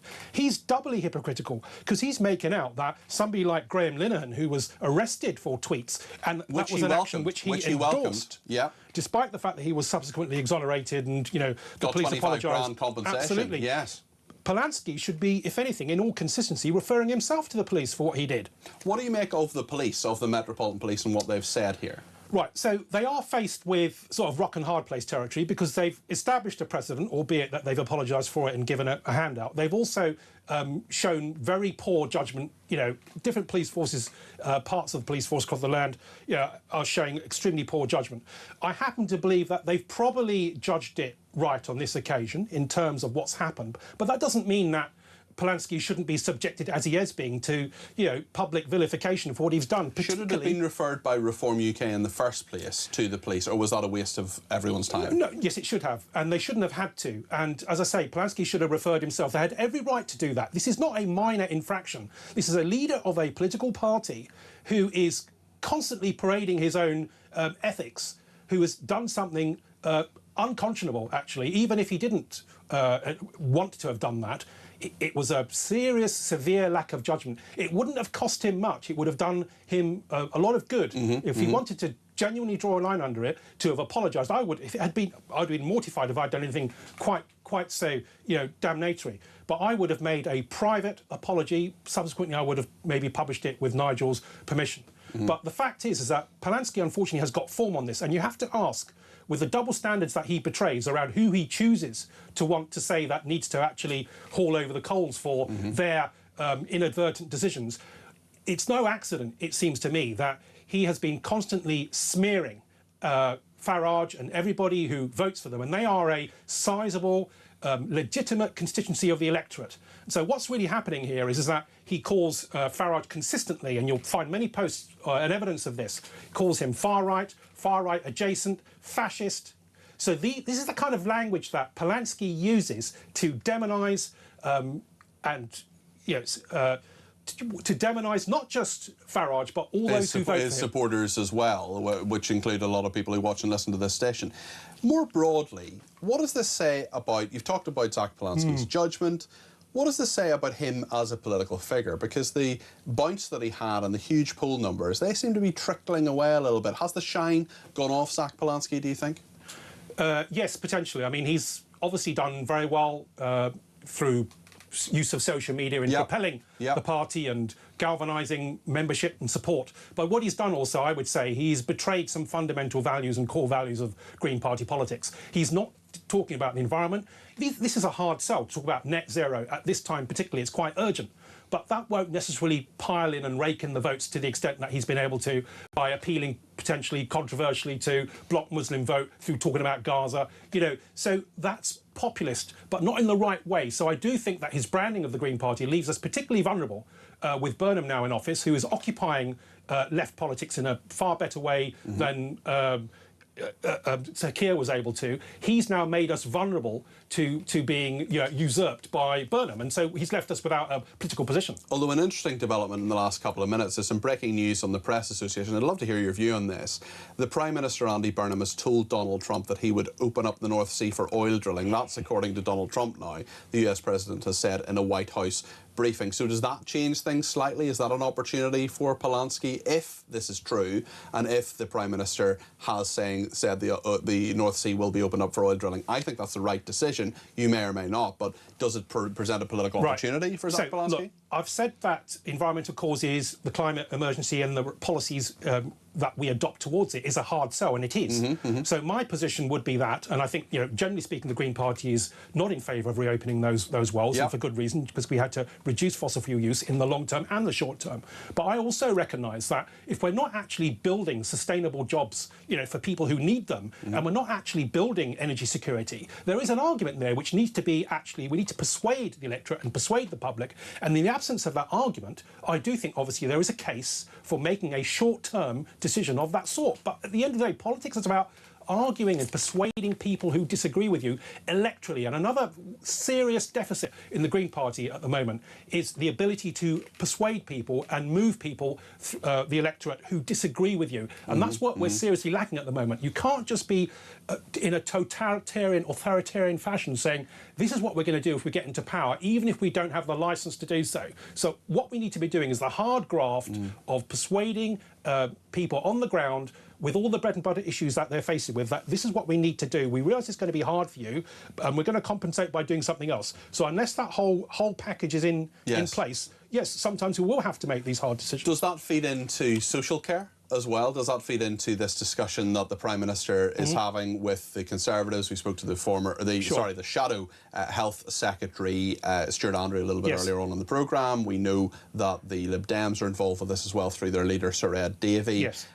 Do you think the Green Party should have been involved in those discussions? Can a consensus be found on that very big issue? Well, it needs to be, and Burnham's made a mistake by not involving both Reform and the Green Party, because they probably have opposing views on this. And one of the reasons I suspect that he hasn't included Reform is that some of their ideas are going to be unpalatable to him, but frankly necessary to actually tackle. Yes. So, for example, if you're talking about, hotels, I mean, I was trying to visit a hotel the other day just to have a buffet breakfast, and I found out, through using a Google search, that it was no longer available because it became a house of multiple occupancy for illegal migrants. Now, that is also space that they are being prioritised for, and that's probably the kind of issue that Reform is going to bring to the table. There's nothing xenophobic about that. This is real-life, practical, political resourcing, which is becoming a problem because we've got undocumented migrants on our shores, and that is an actual political problem. And I would suggest that the Green Party is failing the electorate by refusing to discuss that, by constantly smearing Farage on all those electorate who are at the sharp end of this. We even got a deputy leader,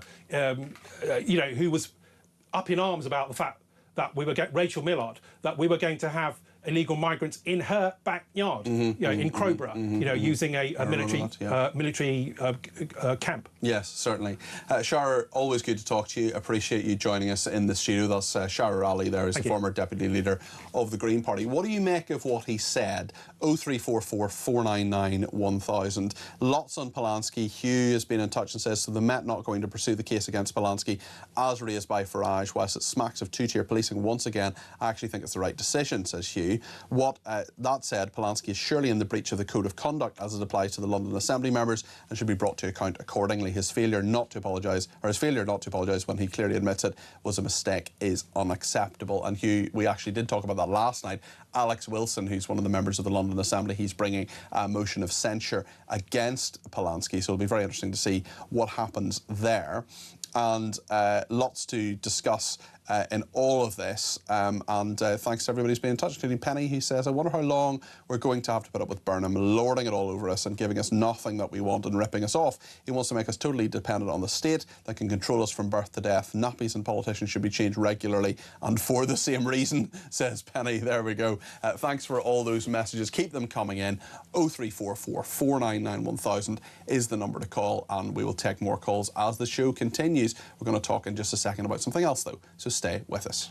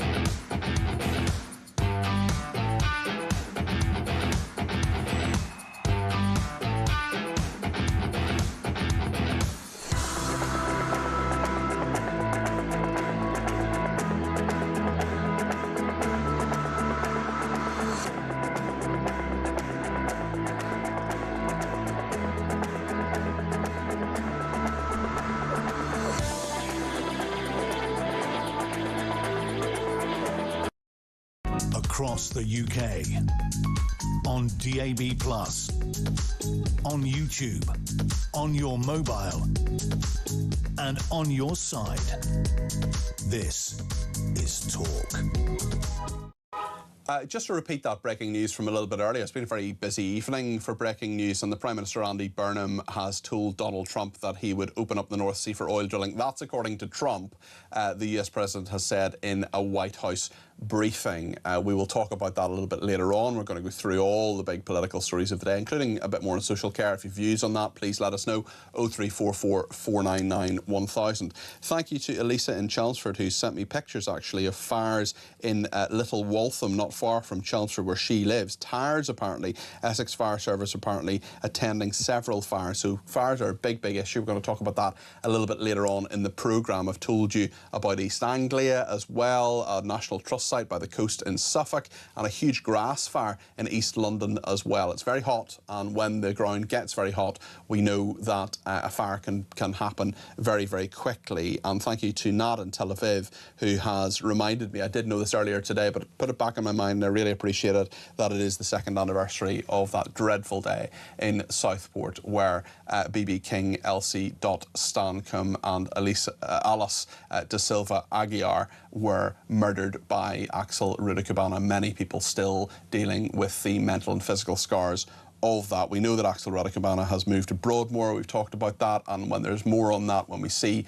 that psychological assessment and what goes on there, we will of course bring it to you, and we can debate that yet further. Whatever your thoughts on any of these stories, 0344 499 1000. I want to talk to David Shipley now, the prison reform campaigner, expert on home affairs issues, about Jack Shepherd. Now, you may or may not be familiar with Jack Shepherd. The reason I know about Jack Shepherd is that Jack Shepherd's family were constituents of one of my former bosses in politics, so I know a little bit about this. He's the speedboat killer, and his victim's family have told the Prime Minister that this is Charlotte Brown's father, Graham Brown, really dignified guy. Graham Brown, he branded Jack Shepherd a risk to women after he admitted assaulting an ex. Graham's daughter Charlotte died aged 24 after being taken on a high-speed boat trip by an intoxicated Jack Shepherd during a first date on the Thames in 2015. He pleaded guilty to vicious attacks against a former partner who he met in the same flats when he was released on licence. Graham himself, the father of the victim, said, "I've always said Shepherd remains a risk to women, and this proves it beyond doubt. He has no respect for women at all. He's currently in prison. I just hope he is not freed under the government's early release scheme, as he will always be a risk to females. I would appeal directly to the Prime Minister to re-examine the early release scheme to ensure offenders like Shepherd who pose a threat to females are not released early." We know that last week the Prime Minister, Andy Burnham, paused the introductions of reforms that would have seen offenders, including those who have assaulted women, released after serving as little as a third of their sentence. Well, let's speak to David now. Thank you for joining us, David. We know that there are some considerations over this scheme. We heard earlier, I think it was late last week, actually, there was about the police constable who was murdered as well, and his killers, those people in the car who are due to be released. This is a very live, very big and very complex issue. What do you think should happen with Jack Shepherd? I mean, I don't think he should be out. I think he is very clearly a continuing and ongoing threat to women. You know, this is a guy who he caused Charlotte Brown's death. He was released from prison in early 2024, quickly met a new partner, and the details of some of the stuff he did to her are appalling. You know, when she burned a pizza, he burned her. You know, he did a really awful stuff to her. He's very clearly a man who will always be a danger to women. But I think this is the reality of the early release scheme. You know, actually, when we're talking about releasing sex offenders or releasing domestic abusers, we are talking about men who, if they are given the opportunity, will invariably escalate to doing more and more harm to women. Yes, and in August 2019, we remember the details because we were talking about it the other day of PC Andrew Harper and that dreadful crime. I mean, what does it say, do you think, that it takes victims speaking to journalists to actually tell the government, to tell the Ministry of Justice, if you let these people out, there's going to be a massive risk. They need to serve much longer in their sentence. Clearly there's a massive problem with capacity in prisons, but essentially it's been an almost sort of grassroots campaign talking about this when the government just doesn't seem to have a grip on this. Now, Andy Burnham is only in week 2, maybe we should let him sort it out or at least have a conversation. But even by saying we're going to review this, we know that deputy governors of prisons and others as well are saying that chaos has ensued because they don't know when they're letting people out. Yeah, I think in fairness to Andy Burnham, which is not something I suspect I will say very often, I think his instincts are right here. He said, actually, I'm going to pause this because he recognises that the government should not be releasing, men who've killed women, men who are rapists, paedophiles, early. Of course they shouldn't, because they pose such a high risk. I think the problem is that this ever got legislated for and signed off in the first place, because of course the original early release scheme back in 2024 explicitly excluded men like this. Explicitly would not release men like this early. And I think when the Ministry of Justice, civil servants ran the numbers, they realised that actually, if they didn't release more people, it wouldn't really work. Because, when you take out the violent men and the sex offenders from prison, actually you've wiped out a big chunk of the population. So if you're not going to release them early, what do you do? I think the problem is that the civil servants have realised that the easy solution to capacity is they don't worry about making the building programme work or making the prison system rehabilitate people. They can just persuade politicians to do early releases. So I think that's the incentive there. But I think the government needs to change direction, because otherwise there will be more victims. So your view from the civil service side was that this was simply because they were looking for not quite an easy life, but certainly some fast solution rather than making those very tough decisions about how you're going to build new prisons, where the money's going to be found, where they're going to be, and the fact it takes such a long time, etc. Not least because the Conservatives, and I was a special advisor in the Ministry of Justice, I accept my role in this, didn't build enough prisons. They didn't, but also if you look at, Labour have been in power 2 years, they've only added about 500 places to the prison system. Yeah. In that time. So they're also failing at this. And I think the problem is, if we do these early releases, the theory under which supports these is the idea that if we do these early releases, the prison building programme will happen and then there will be space. But actually, if the prison building programme doesn't happen, which it looks more likely, where we'll be at is in 2 years' time, they'll have to do more early releases. What we do, release people at 20% of the way through their sentence. It's not a solution. We have to actually find a way to increase capacity so that we can jail people if they pose a risk. We can't seriously have a prison system. Sorry. I know, and take the Jack Sheppards of this world off the street and keep them off the street. David, thank you. I appreciate that. That is David Shipley there, former prisoners, campaigner for prison reform on the Jack Sheppard case there. Dreadful. I remember Graham Brown, incredibly dignified man who I was very privileged to deal with and assist to a very small degree when I worked for the late, great James Brokenshire. Marie in Barry has some thoughts on social care. Marie, you're on the air. What would you like to say? Yeah, I do. On the social care, I think, obviously, there's lots of things that need to be done. Andy Burnham just waffled today, to be honest. Do you not think there's any form of plan here? No, not at all. Not at all. I mean, he did say there could be a solution when it comes to raising the money. Could cost £18 billion, maybe a bit more taxation. That would help things. What do you think of that? Well, no, not really, because he's just getting more from the people who are already trying to work hard and do stuff. Yeah. I want to say something that you haven't brought up in your show at all today. Okay. But it was in Ian's show earlier on. There was something he said, and I don't know if I got my numbers wrong or things like this, but if the illegal migrant crisis was solved and stopped, we would have a lot more money that we could put into it. That's true. There's no doubt about that, because it is a huge drain on resources. It is very expensive. Massively. Yeah. And I just want to say, right, I was cooking roast dinner today because I work on a Sunday, so I was cooking roast dinner today for my husband and my son when they come home from work. Right, so because I work on a Sunday. Yep. But Ian mentioned there were close to 300 crossings, illegal migrant crossings in 2018. Right? Yeah, it's far more now. Yeah, in 2025, I Googled it, so maybe AI is wrong, or I don't know. It was 41,472. Yeah. Right? That's a massive increase. Well, you're absolutely right, and it is a problem that is out of control, Marie. We're just coming up to the news, so I don't mean to cut you off, but listen, thanks for your points. I really appreciate it, and thank you to Richard and Kettering as well. He's talked about Sharer and said, wow, a greenie has a sense of humility and the power of reason. That was me thinking that they're a bunch of lunatics. Every day is a school day, says Richard. More on the politics of the day, Polanski, Farage, social care, next.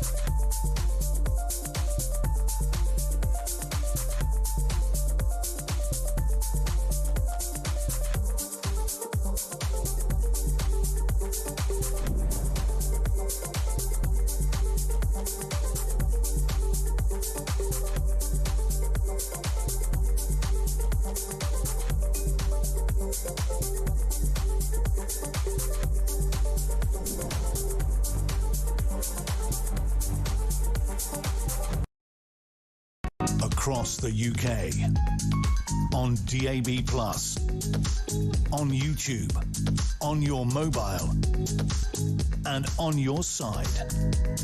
This is Talk.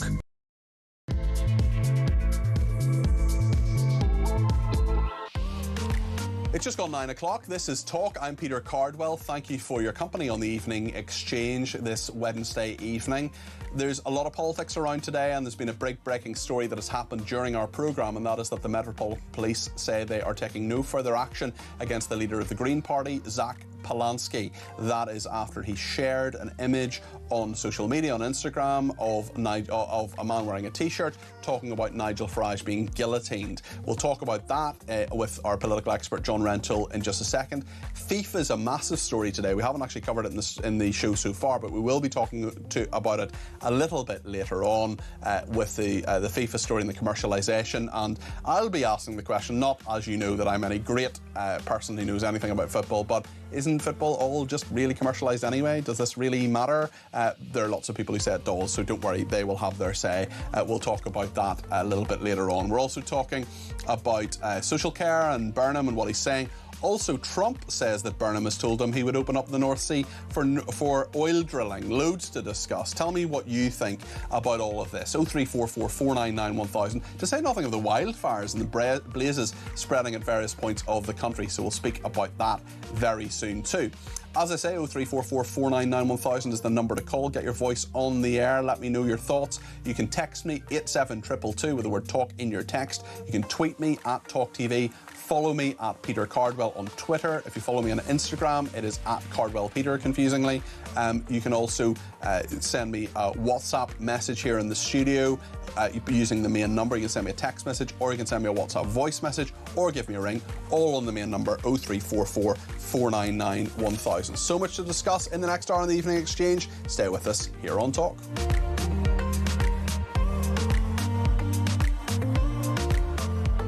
Social care, undoubtedly the big issue of the day. The Prime Minister says it's an urgent issue that needs to be tackled, not just by him, but other big political parties too. This is care for the elderly. This is making sure that people have carers coming into their homes, or indeed people who are going into care homes themselves. A highly expensive process, as anybody who's had to pay for it will let you know. Let's see what the Prime Minister talked about regarding the urgency of this. Last week, I said we needed a different kind of politics, problem solving, not point scoring. Nowhere is that more urgent than social care. We have to find common ground and listen to others to find a way forward. It's time to draw a line under people playing politics when the human cost of that means carers struggling, families paying the price, and our NHS buckling under the strain. This comes down to a choice. We can carry on passing the problem to the next generation, or we can face it head on and work together to build a care system that gives people dignity, security, and the support they deserve.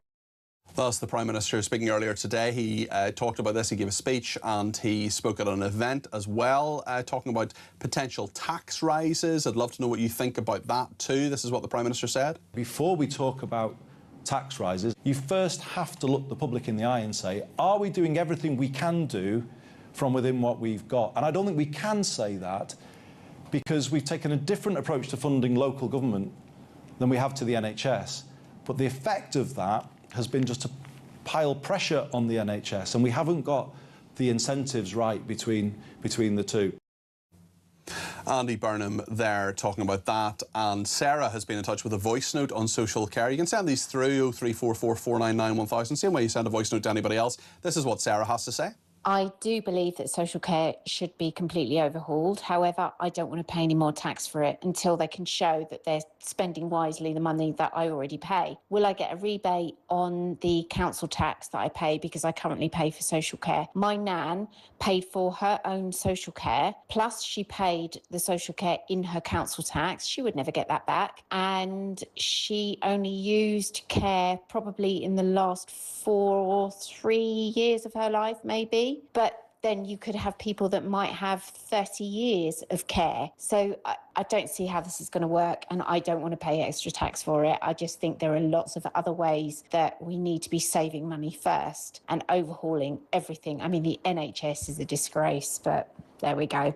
Sarah makes a really interesting point there about extra tax. So council tax, at the moment, councils are buckling under the pressure of adult social care. So essentially, councils, Reform UK, for example, want to reform how councils do things. That's fine. But what they've found, as everybody has, is that about 75 to 80% of what councils do are two things. They're adult social care, and they're getting kids with special needs to school and giving them provision, SEND provision, special educational needs provision. So those are the two big things, that's SEND provision and adult social care. The rest, the potholes, the bins, that's a small part of what councils do. So my question is, if you're paying council tax, which has gone up, it's going up by more than 5% in some different places, that cap has been lifted, what is that money actually for? And is that going to go down? Is that going to go down by the 40% that you don't need to pay to it? I don't think that's going to happen. We'll talk to John Rentoul about this in a second. But just before then, I want to bring you this extraordinary clip from Newsnight, BBC Newsnight, when Zack Polanski, who has been told by Metropolitan Police that he will face no further action over the sharing of an image of a T-shirt talking about Nigel Farage being guillotined. He was asked if he'd apologised by Victoria Derbyshire on Newsnight last night. Listen to her reaction to his justification. That you accept, as a leader of a political party, responsibility for what you share on social media. And you have also said this was a mistake. Yes. And that you didn't read it properly. Do you want to take this opportunity to apologise to Nigel Farage? Well, if I'd done it deliberately, I'd be apologising. But because this was a mistake, I think the important thing is that I point out it's a mistake, that I also make sure that I condemn political violence. And also, crucially, I make a commitment to be better on my social media. OK. Do you want to apologise then or not? No, the reason for that is because Nigel Farage, when I posted this, or when the person posted it, it got less than 1,000 likes. Nigel Farage then took it, cropped it, so it made it look like I posted it, which I think was fundamentally dishonest. It's now had 3.2 million views. So actually, this whole conversation has been seen more because Nigel Farage, Lee Youssef, and I think Richard Tice posted it. So I'm accepting my responsibility in that I shouldn't have accepted that collaboration. I'm accepting that we all need to condemn political violence. But I also think the reporting to the police, the ramping up of the language to say this is incitement to murder me, feels like that's also putting me in a dangerous spot. OK, there's a number of things to unpack there. There certainly are. You can unpack some of it anyway now with John Rentoul. He's the chief political commentator of The Independent. John, a busy political day. The most recent news is actually about the North Sea, but we'll come to that in a minute. Let's talk about Polanski first. I'm not entirely sure this is a police matter, but I do wonder, and many people have pointed out different cases where people have had a knock on the door, talk about the Lucy Connolly case and various other things. It's certainly a political row. I wonder what your reflections are on it, and why does Polanski not just apologise and get it over with? It's definitely not.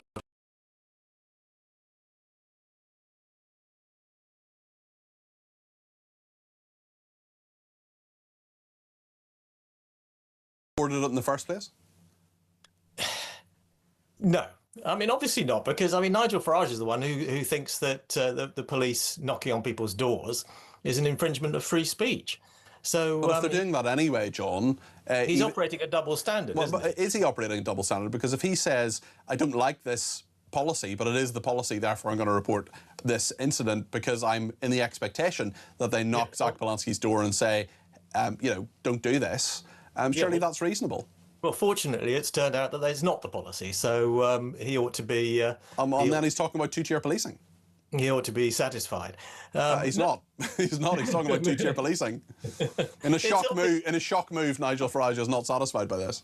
Well, absolutely. I mean, obviously, policing is never going to be entirely consistent. But I mean, this is the right decision, and he ought to be pleased. I mean, as for Polanski making an absolute idiot of himself on Newsnight, of course he should apologise. I mean, it really is. I mean, he comes across as so gracious and graceless and stubborn. And unappealing, and just not willing to actually take responsibility for the mistake he made. When I see this and I see what Polanski, goodness sake, Freudian slip there. When I see what let me start again. Polanski. When I see what Zack Polanski has said and done on this affair, when I see what he said and done previously, when I see the entryism to his party by all those, well, not all those dreadful people, but many of the dreadful people who had entryism into Jeremy Corbyn's Labour Party, who, well done Keir Starmer getting rid of the majority of them anyway, I just wonder, and this is my theory, and it might be wrong,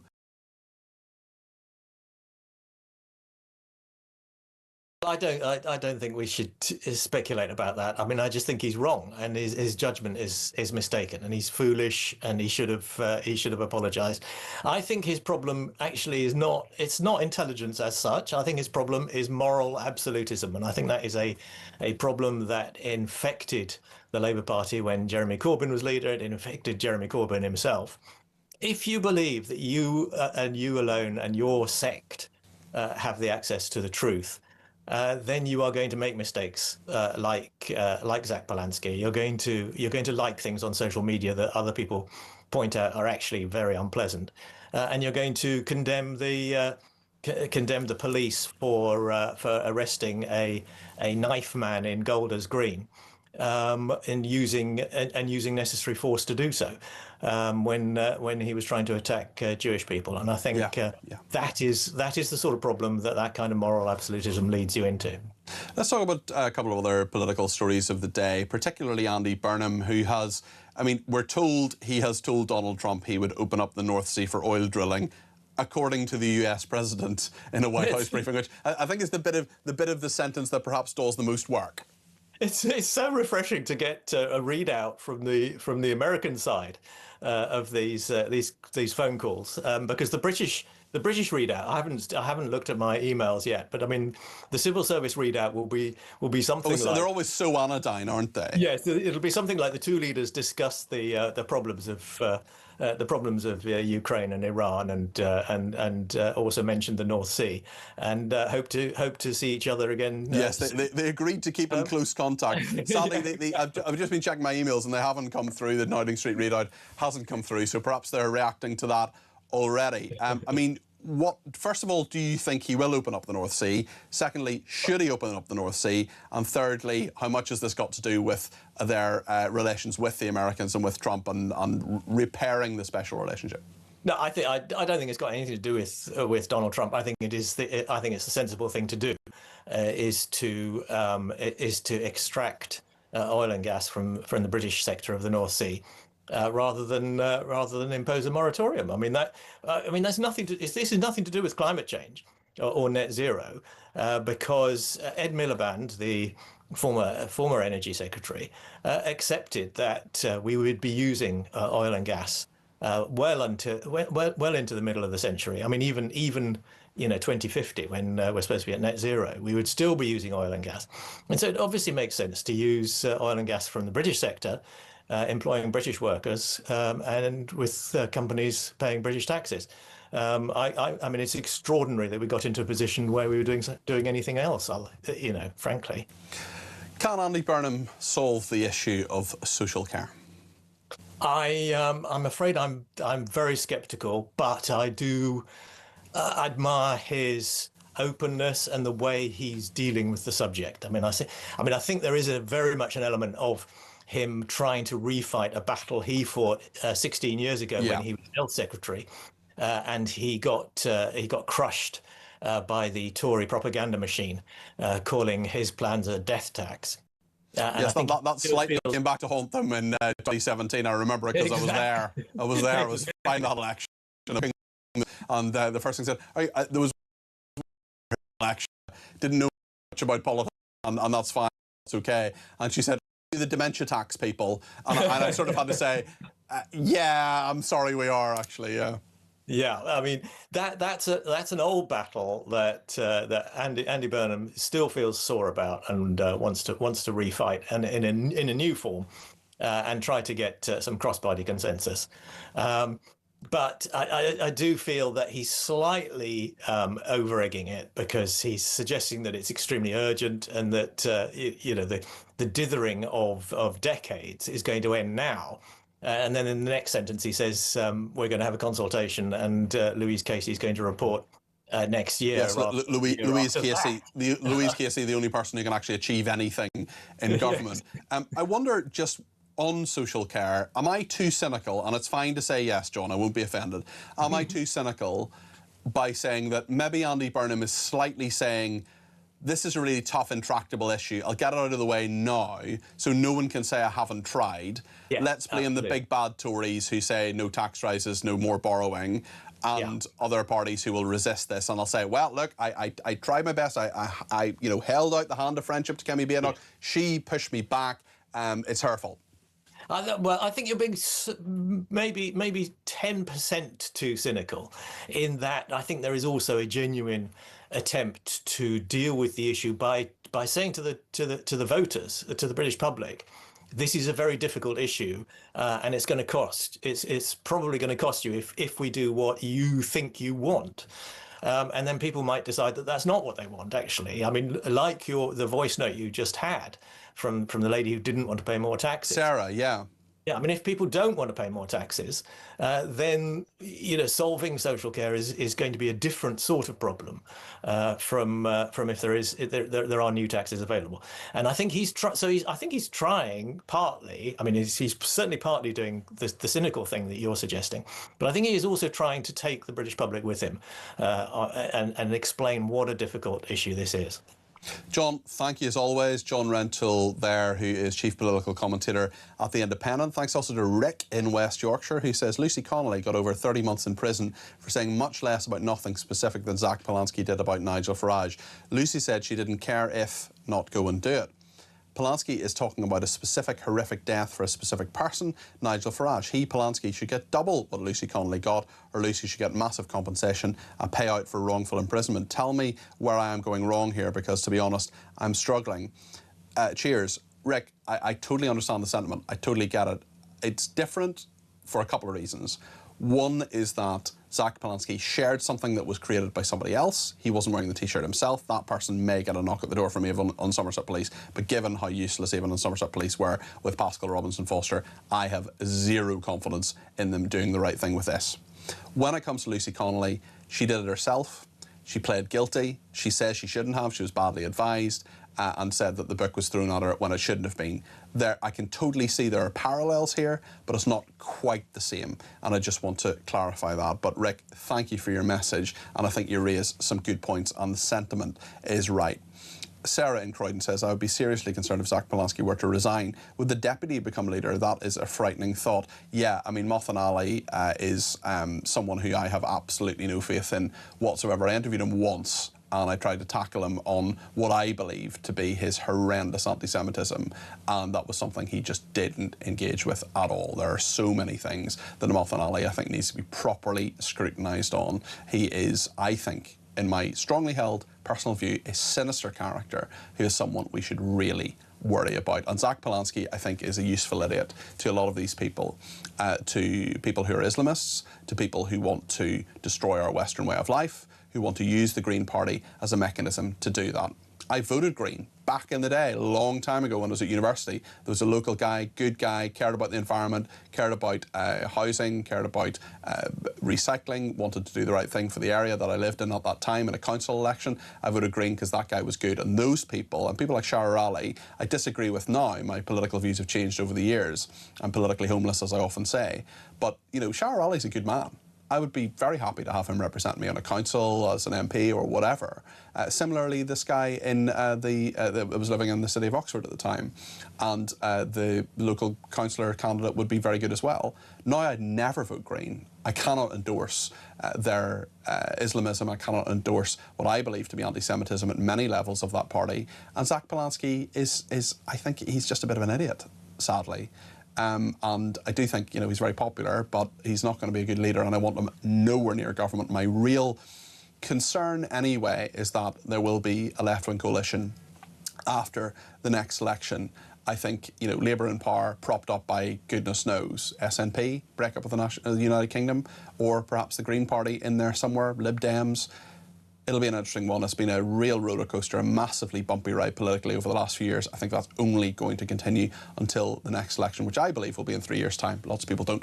We're going to talk about the wildfires. Dominic Dyer is a wildlife and environmental campaigner. He knows all about it. We'll talk to him in just a second. Stay with us here on Talk and get your views on the air. 0344 499 1000.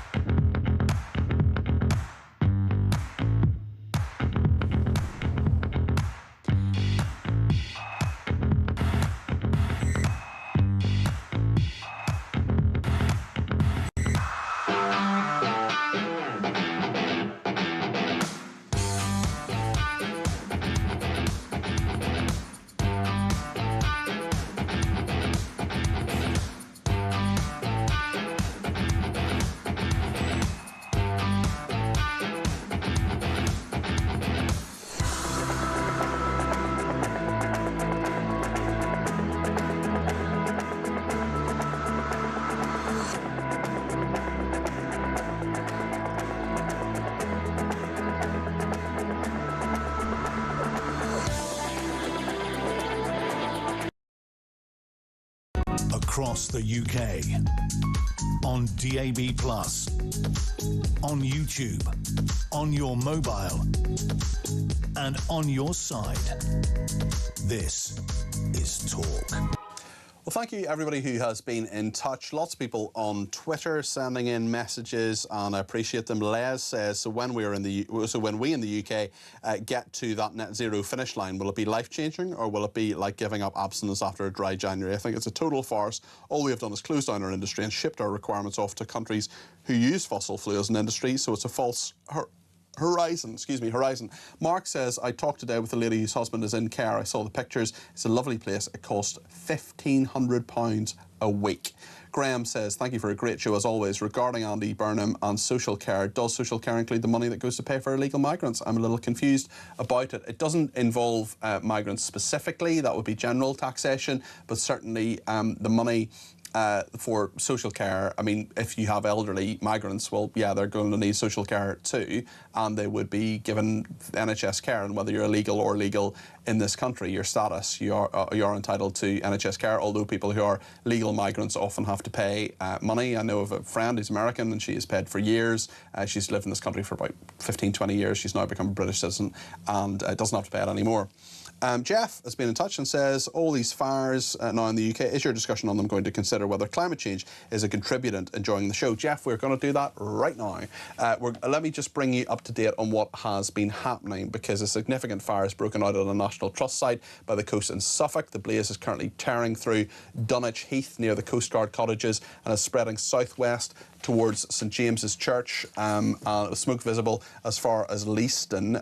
In Rainham, firefighters have been called to a grass fire. The Rumford Recorder is reporting that 70 firefighters are at the scene. A grass fire has been confirmed in Rainham, affecting the area near Spring Farm Park. 70 firefighters and London Fire Brigade crews have been deployed. Another fire incident in Havering, this time affecting grassland. Emergency services currently working on the scene.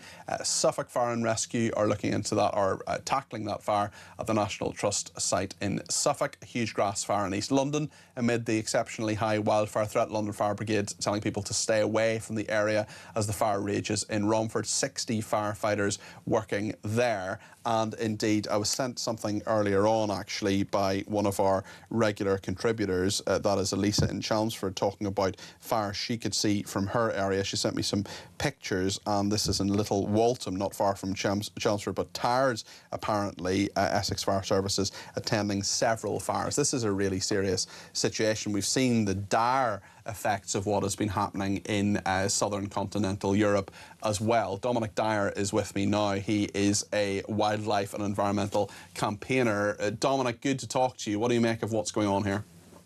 Well, I think the point that one of your listeners just raised before is, you know, we can sort of try to ignore climate change, but we can't run away from it. And I think the summer of 2026 is a wake-up call for the world, particularly Europe, which is the greatest heat zone in the world now in terms of rising temperatures. And, you know, you need three things for a fire. You need heat, oxygen, and you need fuel. And what climate change is doing is just providing those three factors. And then you put wind on top of that, and it goes. And it's very difficult to stop it. And if you've got gradients, for example, then as it goes up, you know, the gradient, the more steeper it is, the fire moves more quickly. Yes. So, you know, if you're a fire service or, you know, the emergency response teams to these fires, it's getting increasingly complex and difficult to deal with them. And then you've got to think about the physical logistics and equipment and resources that you need, because they're breaking out everywhere. Now in Europe at the moment, it's just become a massive heat dome of fire. That's all the way across parts of France, all the way across parts of Italy and Spain, and now it's moving towards Greece. We've never seen anything like that in living memory. And the impact is just colossal. You're destroying huge amounts of forests and land. You're destroying tourist businesses. You're creating a toxic mix of pollution that is horrendously dangerous. And it won't just disappear. This could last for weeks and weeks or potentially months. So the impact of this is just absolutely horrendous. Now, in the UK, we hope we won't see something of that scale. But we can't be oblivious to the risk. And what we're beginning to see is that in cities like London, where you've got, you know, woodland coming right into the suburbs, it's really dangerous. And we're finding that in other parts of our towns and cities and suburbs as well. And, you know, people just being not careful of these poor accused. Why are they still problem problems that we see. But there are huge issues that we have to address here. And these fires can start so easily and so quickly and spread very quickly, can't they? Because the ground is so dry. We're now in our 4th heat wave of the summer in the south of England anyway, and that might not be the last one of the summer. No, and the Climate Change Committee that advised the government on all of this has said that, the next 20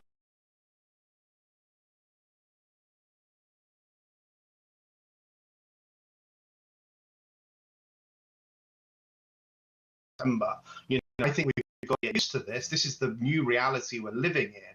So what we've now got to do is to think about what we do. You can manage fire risk. You've got to put technology into it, drones, AI technology, actually mapping where fires are likely to break out. You've got to get ahead of the fire. You've got to build trenches. You've got to look at the woods. You've got to look at the ground. That's a massive operation, though, isn't it? Especially when you have huge areas where these fires can break out, as we've seen.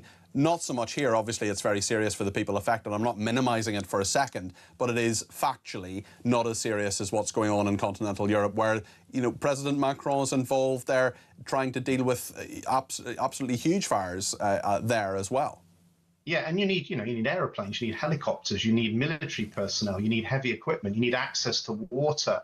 And then, as I said, you can put in all the new technology we have, and there is new technology coming, so we can actually start to map out fire risk. You've also got to look at the sort of trees we're planting. And, there are issues about how we manage forestry and our land in Britain and across continental Europe that are going to need serious consideration after these fires. So as we go into the winter and prepare for next year, we've really got to think about what climate change is bringing to our society and the risks that it's bringing as well. But yeah, it is a real problem. Dominic, thank you very much indeed. Appreciate you joining us this evening. Dominic Dara there, wildlife and environmental campaigner.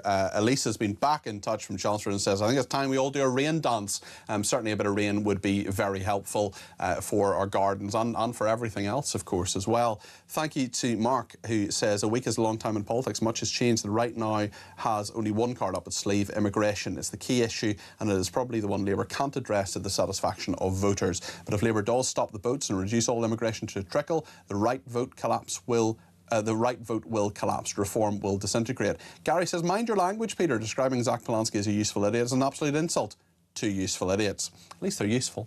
Matt in Bromley says, you said that Lucy Connolly and Zack Polanski was not quite the same, but is the difference between them a 30-month sentence and no further action? Lucy Connolly should get a pardon and compensation because of what she pleaded guilty was not a provable offence. Was anyone incited to commit violence based on her tweet?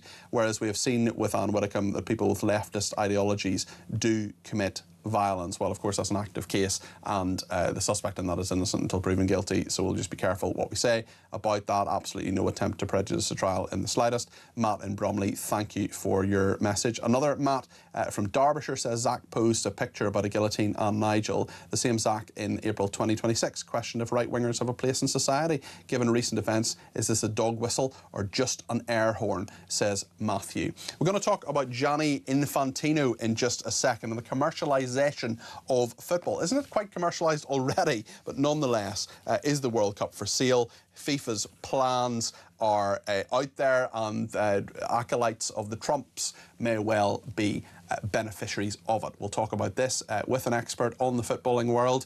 He's a familiar face. He's been on the show already this week, and I might just ask him about Zack Polanski too. Michael Crick is coming up. Stay with us.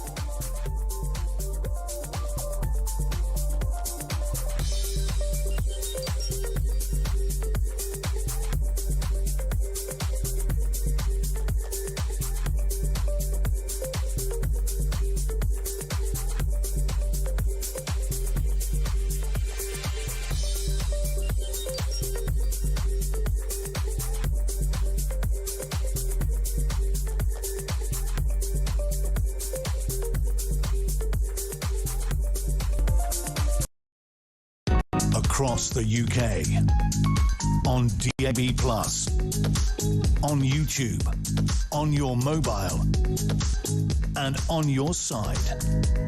This is Talk.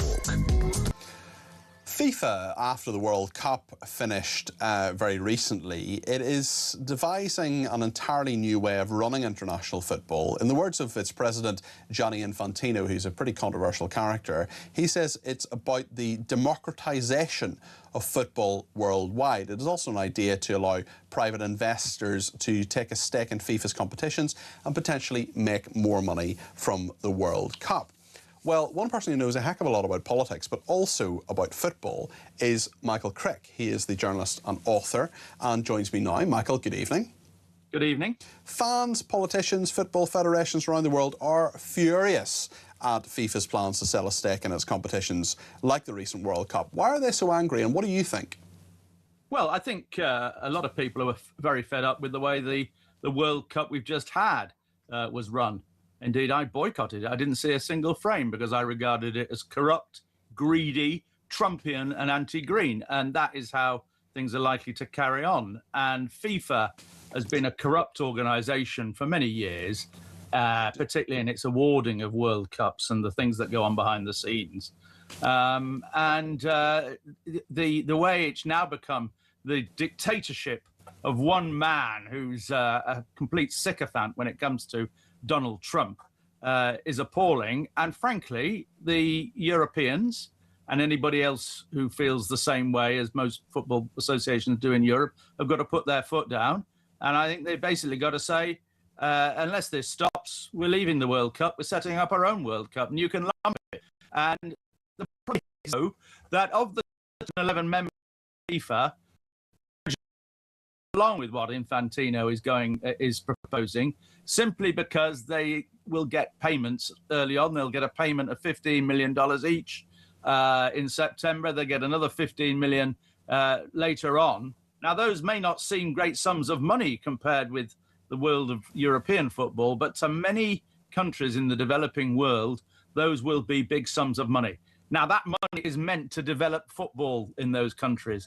I suspect if those payouts are made, a lot of that money goes into certain individuals' pockets rather than to developing football. It's an appalling situation, and it won't, you know, I hate the idea of Europe against the rest of the world, rich Europe against the rest of the world, but that is what we're heading for. Yeah. And I think Europe has to put its foot down and break away if necessary. In the Daily Telegraph in the last few minutes, they're reporting that England must boycott the World Cup and fight Infantino, former FA demand. This is encouraging UEFA to boycott. I mean, no, you're talking about the European aspect there, as you just were, Michael. No European nations would be included in FIFA competitions. David Bernstein challenging the national governing body to walk the walk before an emergency UEFA meeting on Thursday. Mark Palios, the former FA chief executive, Anna Sabine, Lib Dem culture, media and sports spokesman, has endorsed this too. Will they be listened to, do you think, Michael? Well, people will listen to them, but will they have a majority within FIFA? Probably not, because there are 211 countries, as I said, and there's only 55 in Europe, and there will be a lot of small countries around Africa and Asia and South America, and Infantino has probably got a majority. And so we might be able to tie with Australia and New Zealand and a few others like that. It's a huge, coming for quite a while, frankly.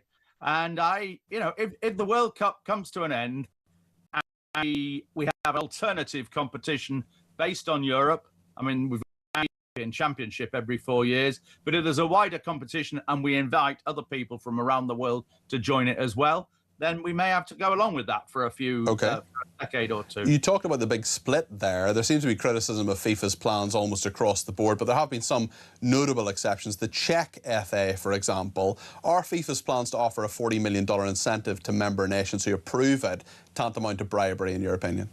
Yes, and that's the way that FIFA operates. It always has done. And it's perhaps not as bad in some ways as it was. But, I mean, now it's corrupt in other ways. We saw the way in which Donald Trump managed to get the suspension of the American player Balogun in the World Cup overturned by Infantino.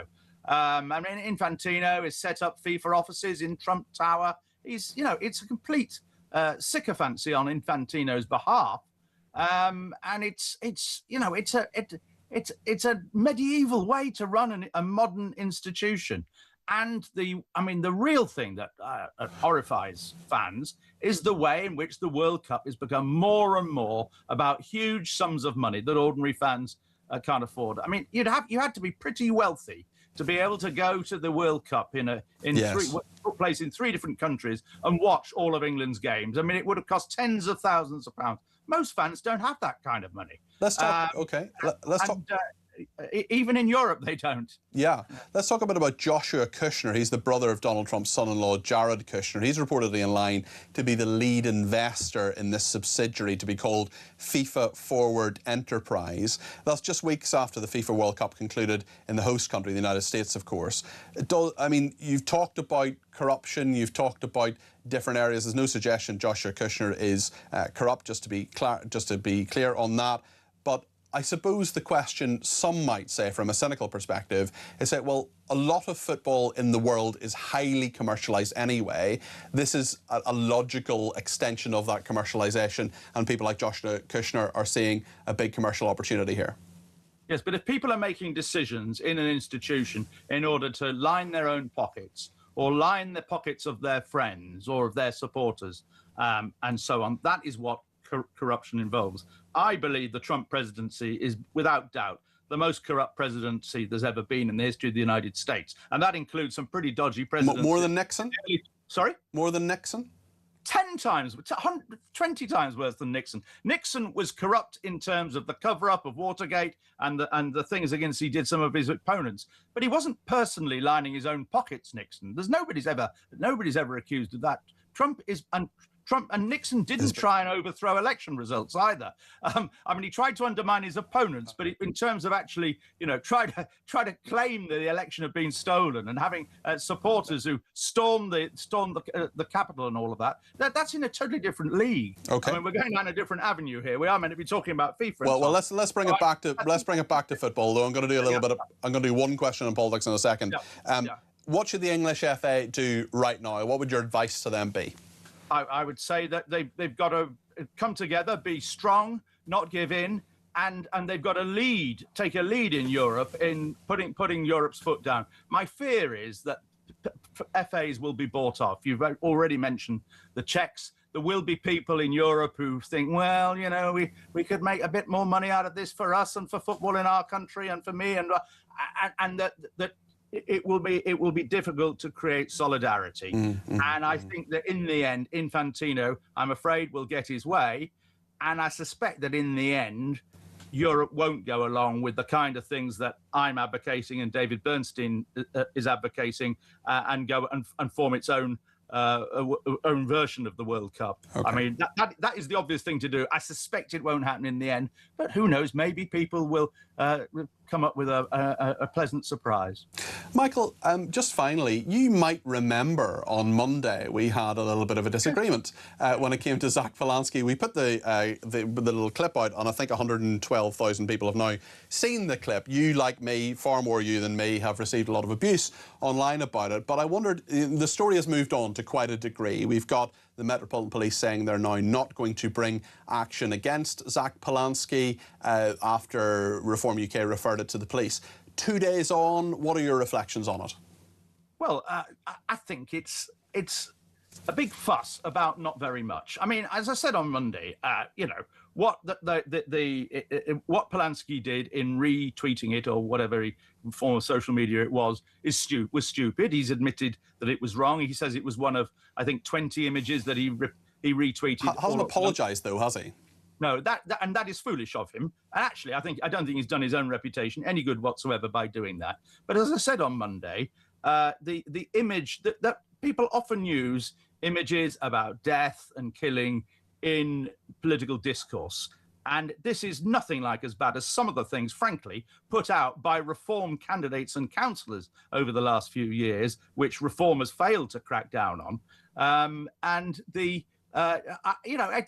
It's pretty, I think it's being overplayed, both by you and obviously by Farage and Tyson, all the people in Reform. And I think, you know, there are better things to talk about right now. It's astonishing. I mean, it may be because it's almost August, almost the silly season, but there are, you know, quite important other stories around right now. And it, you know, I mean, it does involve two leaders of two major political parties. But there we are. Michael, thank you for your contribution this evening. Appreciate it. And if you see Michael Crick on Twitter, please be nice to him. Andrew in Hernhill says, I think Michael Crick is overreacting. Football brings the world together. An interesting comment from you in the current context, Andrew. Thank you. I think tongue perhaps in your cheek there. I will say that Michael Crick has been my friend for the last 20 years. I hope he's my friend for the next 20 years, even though we disagree fundamentally on a number of issues. Ernie says, hi Peter, I think Trump being a businessman saw the potential of football if it took off in America when it hosted the World Cup. It will be massive, and I think he's got dollar signs in his eyes. Mark says, in 1976 the drought was so severe the taps were turned off for most of the day. Livestock were in such dire straits water had to be taken to them by Bowser. What's a Bowser? Sorry, I don't know what that is. I'm afraid I don't know.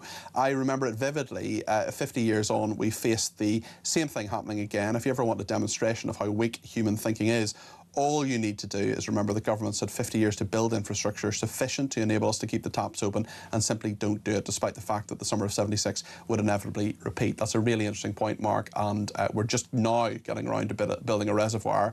One hasn't been built since the early 90s. Water bowsers are a rugged solution for on-site water storage. Yes, you can lug them about, and they've got, yes, I know what they are now. In fact, I think I've lugged a water bowser on a farm many moons ago. I come from farming stock, and was a young fella who was helping on the farm at various points, and I think I have perhaps moved a water bowser, not knowing what they were called, but there we are. We'll go to the phones after the break. If you want to get your voice on the air between now and 10 o'clock when Petri Hoskin takes over, please do give me a shout. 0344 499 1000. Stay with us.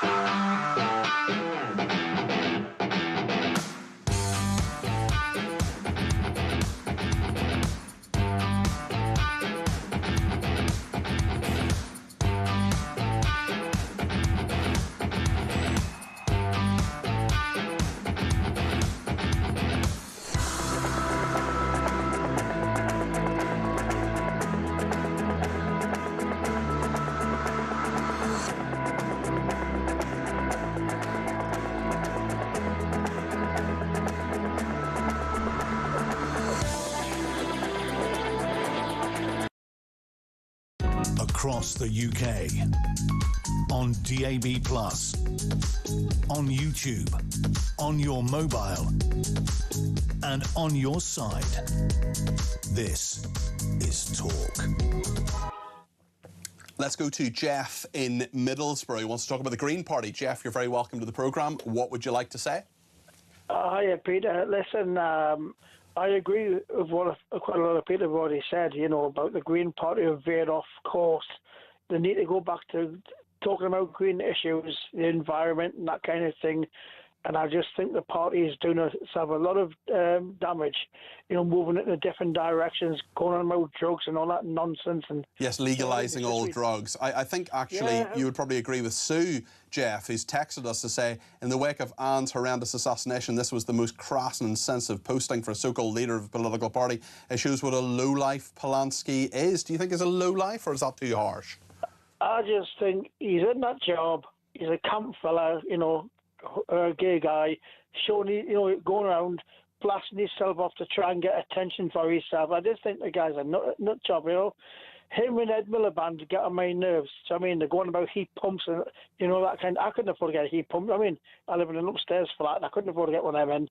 But I just think that the party has gone on, you know, they've gone off the rails a little bit, and they need to get back to talking about some of the important issues that matter to their vote. I would never vote Green, by the way, but they need to go back to the you know, the important issues that matter to their voters. But maybe that's what he's doing. Maybe he has actually hit on those issues that do matter to his voters, because if he's talking about Gaza all the time, if he's talking about legalising drugs, there are some people who want that to happen. Not you, Jeff, not me. I don't want any of that. I don't support what he says on Gaza. I don't think there's been a genocide there. I mean, maybe he is representing his constituents, and, you know, he's been very popular in the polls until relatively recently.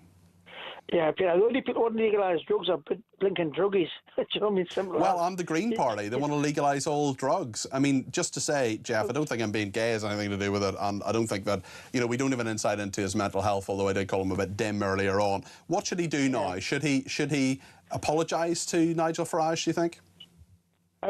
Yeah, I mean, you know, we heard what happened to Anne Whittingham, you know, pretty awful situation going on. And, you know, to do something like that, a silly stunt, yes, you know, it's going to cause a lot of concern, do you know what I mean? And obviously, it's still fresh in people's minds what's happened to Anne Whittingham. So, yes. Yeah, I think it's just a bad move, to be honest. And I just think, I mean, my daughter thinks that she used to follow the Green Party, you know, because she was interested in the environment, but not, you know, now since they've gone off to different directions, she's looking for somebody else to vote for. Okay, well, maybe she's come to her senses.